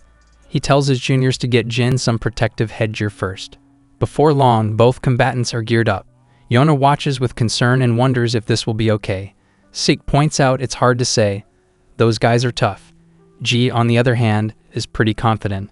Her bodyguard assures her that a high school student is no match for men who've been training in combat disciplines since long before they joined Southwest. The senior tells both of them to take it easy, especially reminding his junior to go light on the kid. The junior acknowledges this, then turns to Jin with a smirk and tells him not to get comfortable just because he handled a few chumps before. This is different. Jin doesn't even flinch. He simply takes his stance. The senior gives the signal. The junior launches forward with incredible speed and swings at Jin's face. Jin steps back cleanly. The junior swings again with full force. Jin dodges again, just as easily. Yona, growing anxious, points out the junior definitely wasn't supposed to be going that hard in a sparring match. But the soldier keeps coming at Jin, relentlessly swinging left and right. Jin continues to dodge every attack without straining. Then Jin delivers a quick kick to the junior's leg, causing him to stagger, and in that split second, Jin wins up and throws a brutal punch. The soldier raises both hands to block, just barely avoiding the direct hit. He mocks the attempt and prepares to retaliate, but Jin deflects the incoming fist and counters with a devastating blow straight to the soldier's face. That display of power leaves Yona breathless. Even her bodyguard admits that's an impressively precise hit, landing exactly where the soldier's face was exposed. As the junior staggers in pain, Jin grabs him by the head and drives a vicious knee directly into his face, leaving him bloody and beginning to crumple. Ji is completely blindsided. Jin removes his headgear and stands there, the clear winner, while his opponent lies slumped unconscious on the floor. Both the senior and the other soldiers are rendered speechless. Sik notes that they were clearly instructed to take it easy, but this turned out far more intense than anyone expected. Ji speaks up, questioning out loud whether Jin is really the 19-year-old they claimed. Meanwhile, her bodyguard is fuming. Team 2 is his crew, and watching one of his men go down like that at the hands of a teenager is deeply humiliating. The other soldiers drag their fallen colleague off the floor while Jin stands at the center of attention. By now, the senior has no doubt about what role Jin played in rescuing Yona. Meanwhile, Ji's bodyguard is fixing his own soldiers with death glares.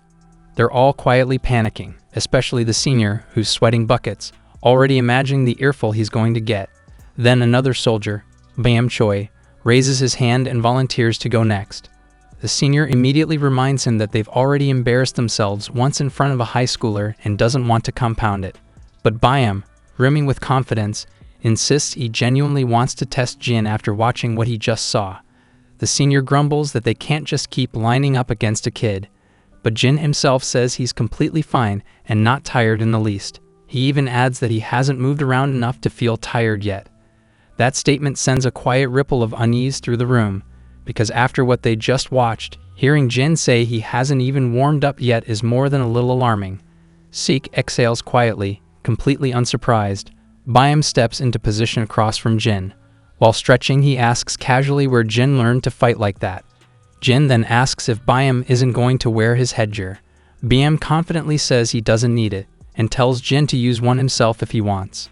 Jin was only asking for Byam's sake anyway. He doesn't care about headgear either, so he simply tosses his aside. Even Byam and Yona are caught off guard by that. Byam starts getting cocky, calling Jin a kid with good spirit. He turns to her bodyguard and asks what he thinks the outcome will be this time. He admits they made the mistake of underestimating Jin earlier, but he's confident that won't happen again. He takes great pride in his men, who train relentlessly every single day, and this time Jin is about to face the ace of the team. Ji smiles with quiet anticipation. Even Yona's bodyguard starts to think Jin might actually lose this round. In a weapons-free fight like this, it ultimately comes down to raw physical strength, and BM Choi is extraordinarily built. There's no telling how much training Jin has had, but pure muscle advantage is hard to overcome. As the fight begins, BM, full of confidence, takes his stance and launches a swing at Jin. Jin sidesteps it with ease. Jin tries to land a punch of his own, but BM isn't messing around. He dodges quickly and counters. Jin tilts out of the way and throws another punch, but BM catches Jin's fist mid-swing and smirks, acknowledging that the punch is stronger than he expected given Jin's build. But Jin isn't interested in conversation mid-fight. He throws another. BM blocks it effortlessly, proudly declaring that no ordinary strike is getting through his guard. That's where he's completely wrong. Jin immediately swings his leg and delivers a solid kick straight into BM's thigh. BM is completely stunned. Even the senior's jaw nearly hits the floor watching Jin follow up with another brutal kick to BM's leg. BM, now furious, throws a frustrated punch, but Jin calmly holds his stance, lands a vicious hit to BM's chin, and follows up with several more rapid blows that leave BM clenching his teeth in anger. BM tries to swing again. Jin deflects with slick, fluid movements and then delivers a precise strike to BM's throat, making him cough violently and spit. With a heavy thud, the once formidable soldier drops to his knees. The first shocked face belongs to Yona, followed closely by Ji and her bodyguard. Jin stands calmly while the muscular soldier coughs hard on the ground. Yona's bodyguard is quietly in awe, analyzing what he just saw. Jin systematically broke down BM's upper guard by attacking the knee first, then immediately closed in on the throat. In doing so, he effectively closed the gap created by the physical strength difference. Further attacks on those vital points would have dismantled every advantage BM had. Jin then asks if anyone else wants a round, but clearly no one is in a rush to step forward. The senior steps in and tells Jin he probably shouldn't be targeting the throat or knees in a sparring context. Jin looks genuinely puzzled and apologizes, asking if there were rules he wasn't made aware of. The senior says there aren't specific rules per se, just something he felt he should mention. Deep down, everyone can tell he's just trying to salvage whatever face remains after watching his best men get taken apart by a high schooler. After witnessing the full display, Ji is absolutely certain now that it was no stroke of luck that Jin managed to rescue Yona. She turns to her bodyguard for his assessment. The man, visibly humiliated, having watched his team get floored, reluctantly admits that from basic conditioning to actual combat, Jin excels in every area. Ji smiles broadly at that, then tells everyone to move on to the next phase. Everyone in the room is startled. Even Yona has no idea what Ji means by that. Ji walks over to Jin and reminds him that since he's here to experience real security work, it's time to actually do it. She explains that since he's paired with Team 2, he'll be escorting her today, and she looks forward to his service. Yona can already tell from a mile away that Ji is up to something. The next scene takes us inside one of Southwest Corporation's offices. The chairman is seated with a suited officer. The officer is amazed that Jin is actually in the same class as Yona. He had reviewed Jin's background during research, but seeing how young Jin actually is in person still shocks him. He adds that Jin's name only surfaced in records a few years ago, meaning he would have been even younger when he first gained recognition. He genuinely can't reconcile how this young person could be the same individual he's heard about. Back in the locker room, Jin finishes suiting up in his full bodyguard outfit. He looks, to put it plainly, genuinely intimidating in a good way. Evening arrives. Dian and Grandpa are at home together. Grandpa asks if Jin is still out with friends. Dian explains that Jin had something to take care of and said he'd be a little late. The old man is a little worried. He's sure Jin will be fine, but running into trouble late at night with rowdy people is still a concern. Back at the training facility, the two soldiers who were feeling confident before fighting Jin are now receiving an absolute earful from their superior. Every soldier in the room looks deeply ashamed after what happened. The senior is so furious that the veins on his forehead are practically visible, and he makes it crystal clear that the training regimen they're about to go through will be unlike anything they've experienced before. The soldiers' faces all drop simultaneously, and the senior exhales with private relief that they at least didn't get chewed out directly by management today. Meanwhile, when Yona sees Jin step out of the locker room in his full bodyguard attire, she's genuinely taken aback. Even Ji looks pleased, and the defeated soldiers can't help but feel a sting of jealousy watching him. Outside the building, Jin and 2 other guards escort Ji to her vehicle. Additional guards keep close formation to ensure she boards her Bentley without incident. Once inside, the rest of the team follows, and the senior tells Jin to simply get in. Jin takes a seat in the back alongside the escort. Inside, he observes that Ji always has 2 guards positioned at her sides at all times. Out of nowhere, Ji asks Jin whether he's ever thought about pursuing a career in entertainment, singing, or acting. She explains that one of the Southwest subsidiaries she personally oversees is a talent agency, which is where they're currently headed. Jin simply states he's not interested. She then asks why he's interested in becoming a bodyguard. At that, Jin realizes they probably don't know the real reason he's involved, so he just goes along with it and says he wanted to experience this kind of work firsthand. She gives him credit, saying he's quite impressive based on today's training and his performance against Team 2. When her bodyguard overhears the mention of Team 2 being defeated, he turns an angry shade of red, still stinging from the humiliation. Jin, however, quietly points out that he only won because Team 2 let their guard down. They had to hold back because he was an inexperienced outsider, which gave him an inherent advantage. If they'd treated him as a genuine threat from the start, he's fairly confident he would have lost both matches. Ji is a little surprised. She expected Jin to be more boastful after beating trained guards. Turns out he's not like that at all. The bodyguard is privately impressed by how thoroughly Jin has thought this through. They eventually reach another Southwest Corporation building. Ji settles into her office while Jin and the senior bodyguard take their positions outside the door. After they've been standing there for about an hour, the senior is genuinely astonished that Jin hasn't shifted or shown any sign of discomfort. Curious, he asks where Jin received such intensive training. Jin simply looks at him and doesn't respond. The senior tries again. Where exactly did those moves come from? Because what he demonstrated in sparring today isn't something that comes from luck. Jin's answer, he learned on the streets where he grew up. That vague response is clearly not what the senior wanted to hear, but it isn't entirely far from the truth either. The scene cuts to the past, showing exactly how Jin did learn, running through pouring rain with bullets flying behind him, scaling ropes in harsh weather conditions, facing down trained soldiers and hardened killers, one after another, never flinching once. When the group heads back out, their car picks up speed on the highway. Ji asks if Jin is feeling alright, noting it's been a long day. He says he's fine. She finds it odd, saying this is technically his first time in this line of work. He confirms it once more. Meanwhile, the senior bodyguard quietly reflects to himself. This is exactly what he's observed all day. Jin hasn't asked a single unnecessary question, hasn't shown any sign of being affected by the prolonged schedule. Not even when they deliberately skip dinner as a test. It's as if he already knows, instinctively, that unpredictability and physical demands are simply part of this kind of work.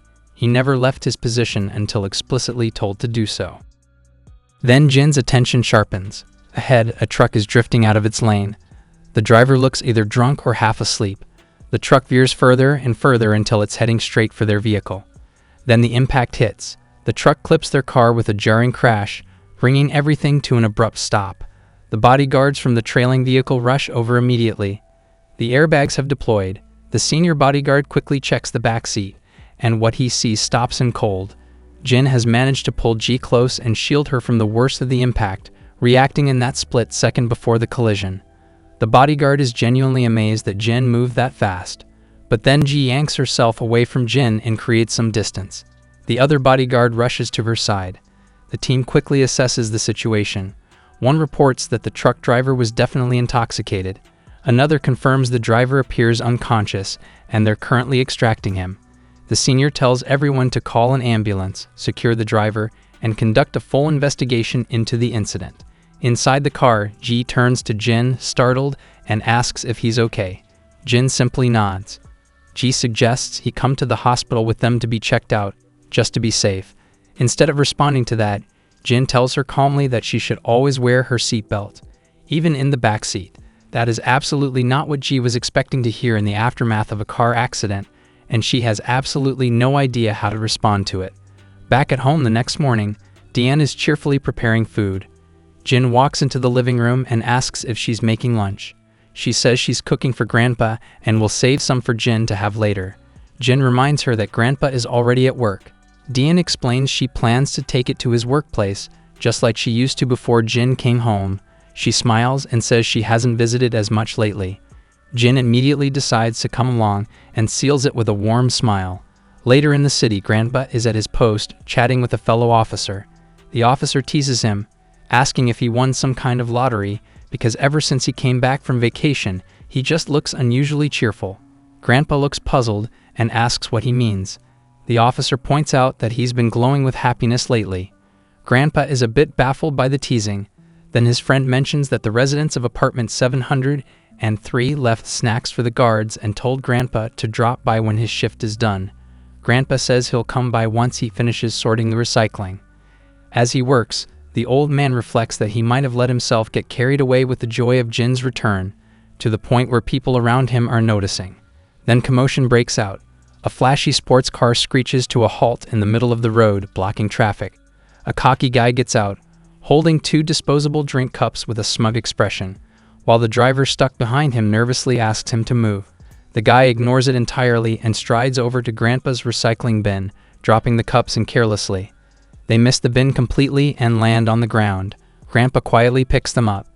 Then the guy's girlfriend calls from the car, tossing a garbage bag his way and telling him to throw it out too.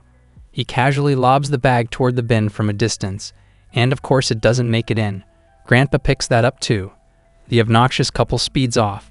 Just as Grandpa is finishing up, he hears familiar voices and turns around to find Jin and Dian walking over to visit. He's genuinely thrilled to see them, though he tells them they really didn't need to come all this way. Dian notices Grandpa is in the middle of sorting recycling and immediately offers to help. Grandpa tells her not to get her clothes dirty, but she's already made up her mind and brushes off his concern, saying she'll just wash them later. And so they all pitch in together, with Jin standing close by, quietly radiating happiness. After a while, it's clear that the girls nearby can't stop glancing in a certain direction, which, knowing the kind of effect Jin tends to have, isn't particularly surprising. In the background, Mr. Cha and his lackey are spotted walking out from a nearby apartment, apparently recently discharged from the hospital. Cha's eyes drift over to the recycling area and stop when they land on Jin, who is sorting trash with his family. Cha has absolutely no idea what Jin is doing there. His lackey notices the old man and recognizes him, explaining to Cha that he's the same grandfather they encountered when they came to pick up the kid. Cha quickly pieces it together and figures out that the girl must be Jin's sister. Watching Jin smile so genuinely and warmly, Cha finds himself quietly fascinated. He can actually see it now.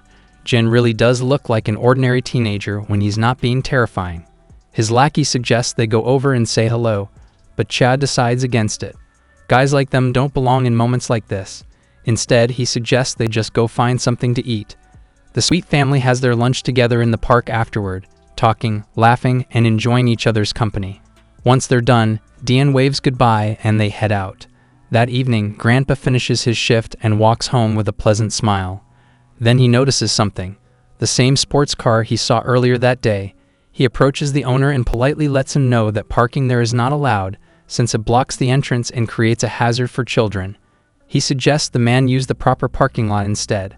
The man sneers, asking why he should take orders from an old security guard, and makes it clear he'll park wherever he likes. Grandpa tries to reason with him, but the blonde woman beside the thug immediately threatens him, wondering aloud if he's trying to get himself fired. Grandpa keeps his composure and calmly explains that since residents pay for his services, it's his responsibility to ask them to park responsibly so as not to cause problems for others. The thug scoffs, saying the parking lot is too cramped, and if another car scratches his, who's going to pay for it? Grandpa doesn't have an answer for that. The blonde woman sneers, doubting Grandpa could even afford to look at that car, let alone repair it. Then Che's lackey, Muscle Man, as he's now being called, appears from behind and grabs the thug firmly by the neck. In a voice that could give ghosts nightmares, he asks the man if he was raised without a shred of respect for his elders. The thug groans in pain and demands to know who's behind him. Muscle Man leans in close with a face that practically radiates danger and simply asks why he needs to know. The thug is terrified. Muscle Man yanks him aside and makes it crystal clear. If he ever catches the man giving this gentleman any trouble again, He'll make sure both of them receive a very thorough beating. The insufferable couple immediately scrambles back into the car and speeds away. Muscle Man then turns to Grandpa with a friendly smile and asks if he's alright. Grandpa, unsure how to respond, simply says thank you. Muscle Man then mentions that he's a friend of Jin's, and that he actually saw Jin together with Grandpa earlier in the day. The scene cuts to Mr. Cha's establishment, where Muscle Man rejoins his boss. Despite his fractured hand, Cha is in reasonably good spirits, glad he can still enjoy a drink with his other hand. Muscle Man mentions that if he hadn't stepped in, Grandpa would have had even more trouble from that obnoxious punk. Cha chuckles and gives his friend a nod of approval, commenting on how disrespectful people can be these days. Then Jin walks through the door, abruptly, and looking absolutely terrifying. Cha immediately starts sweating, because Jin is quite literally the last person he wants to see with that expression on his face. He asks Jin what in the world he's giving them that look for. Jin pulls out his phone and shows them a selfie of Muscle Man with Grandpa. Grandpa had mentioned to Jin that one of his friends lives in the same apartment complex where he works. Muscle Man starts blushing, looking both pleased and embarrassed, but Jin looks absolutely furious and asks directly if this is some kind of threat. Cha and Muscle Man are instantly terrified at the misunderstanding. The very last thing they want is for Jin to take this the wrong way. Muscle Man starts stumbling over himself, begging Jin to hear him out before taking any action. The scene then shifts to Southwest Corporation, where Ji is at her desk asking her bodyguard how the training with Jin is going. The bodyguard pauses before admitting that Jin should be finishing up his session with Team 3 right about now. Ji then asks whether Jin was taken to the hospital following the car accident and what the doctor said. The bodyguard reports that Jin had a few bruises but nothing serious. Ji reflects quietly on how Jin reacted in that split second to protect her. It's clear she has developed a degree of respect for him, perhaps something more. She tells her bodyguard to check in on Jin just to be safe, because car accident symptoms don't always show up immediately. She adds that if the media were to find out the crash was staged and Jin ended up injured because of it, it would create a real problem. There it is, the accident was staged. It was a test all along. Back in the locker room, Jin is back in his school uniform. Suk asks what's going on, pointing out that Jin seemed to hold back noticeably during today's session compared to last time. Jin explains he didn't want to get on everyone's bad side. He then asks why Siak is still hanging around with the security team. He thought Siak had already moved past the bodyguard phase. Siak sighs. He explains that contrary to what people might think, he was never an official guard. He got into it because of his relationship with Yona and her family. He grew up with her and was good at keeping her safe, so he kept doing it. But after watching how Jin rescued Yona from the kidnappers, Siak realized he wasn't as capable as he'd assumed. He felt he needed to seriously improve. He mentions he's received all his training through Southwest, but asks Jin where he learned his skills, because he fights like a trained professional. Jin replies simply that he learned on the streets where he used to live. Siak suspects that's not the full truth, but chooses not to push it. After they finish changing and head out of the locker room, they find Yona standing just outside, apparently having been listening. Jin doesn't bother engaging with her and keeps walking. Yona quickly speaks up, asking if he isn't planning to do any more field work today. Jin stops and looks confused. Yona blushes slightly as she explains that she thinks it would be a nice opportunity to spend some time together. It won't take long. Jin stays quiet. Both her bodyguard and Siak also go silent after hearing what is, honestly, a pretty unexpected request coming from her. Later, a cluster of guards are stationed outside while inside, Yona and Jin are at a street stall grabbing food. Yona is excitedly explaining how much she missed cup noodles and triangle kimbaps while she was in the United States. She could barely find anything like it over there. As Jin looks at the triangle kimbap packaging in his hand, he flashes back to the game room. The moment his rice ball fell to the ground and he had to go without it. Siak, standing nearby, looks mildly bewildered that this is what Yona chose as a venue. Yona notices Jin hasn't opened his food yet and asks if he's not going to eat. He replies that as someone guarding her, it would be odd for him to be sitting down eating beside her. Yona is surprised to hear this, and Siak quickly clarifies that Team 3's role today is to blend in as companions and guard her from close proximity, not to stand apart and watch from a distance. Yona cheerfully agrees and tells everyone to just dig in. Siak privately reflects that Yona chose this specific convenience store because she knew it was close to where Jin lives, and she knew he'd decline if she took him anywhere more upscale. Yona brings up the accident that happened while Jin was escorting Ji and asks if he's doing okay. He says he's fine, all while staring at the packaging on his kimbap. Yona then asks if Ji gave him a hard time, noting that Ji is well known for being exceptionally demanding. Jin just says everything went smoothly. Yona finds that hard to believe, saying that Ji only ever smiles when she's delivering an insult. As they chat, Jin looks at Yona's warm, open personality and finds himself drifting back into memory. He remembers her father, exhausted, badly injured, with Jin himself panting hard nearby, gun raised and scanning for threats. Her father tells Jin to leave him behind. He says that at least one of them should make it out. He adds that he doesn't have much time left, and that even if he were saved today, he wouldn't survive much longer. He tells Jin not to feel guilty about leaving an injured man behind, because he's just grateful that Jin stayed to help when everyone else refused the mission. The only thing the man regrets, he says, is that he won't get to see his daughter's face one more time before the end. Jin tells him to stop being sad about it, because he's still alive right now, and that means he should stand up and go see his daughter. Her father's face lifts at those words. Even in the depths of that despair, a small ember of hope flickers back to life.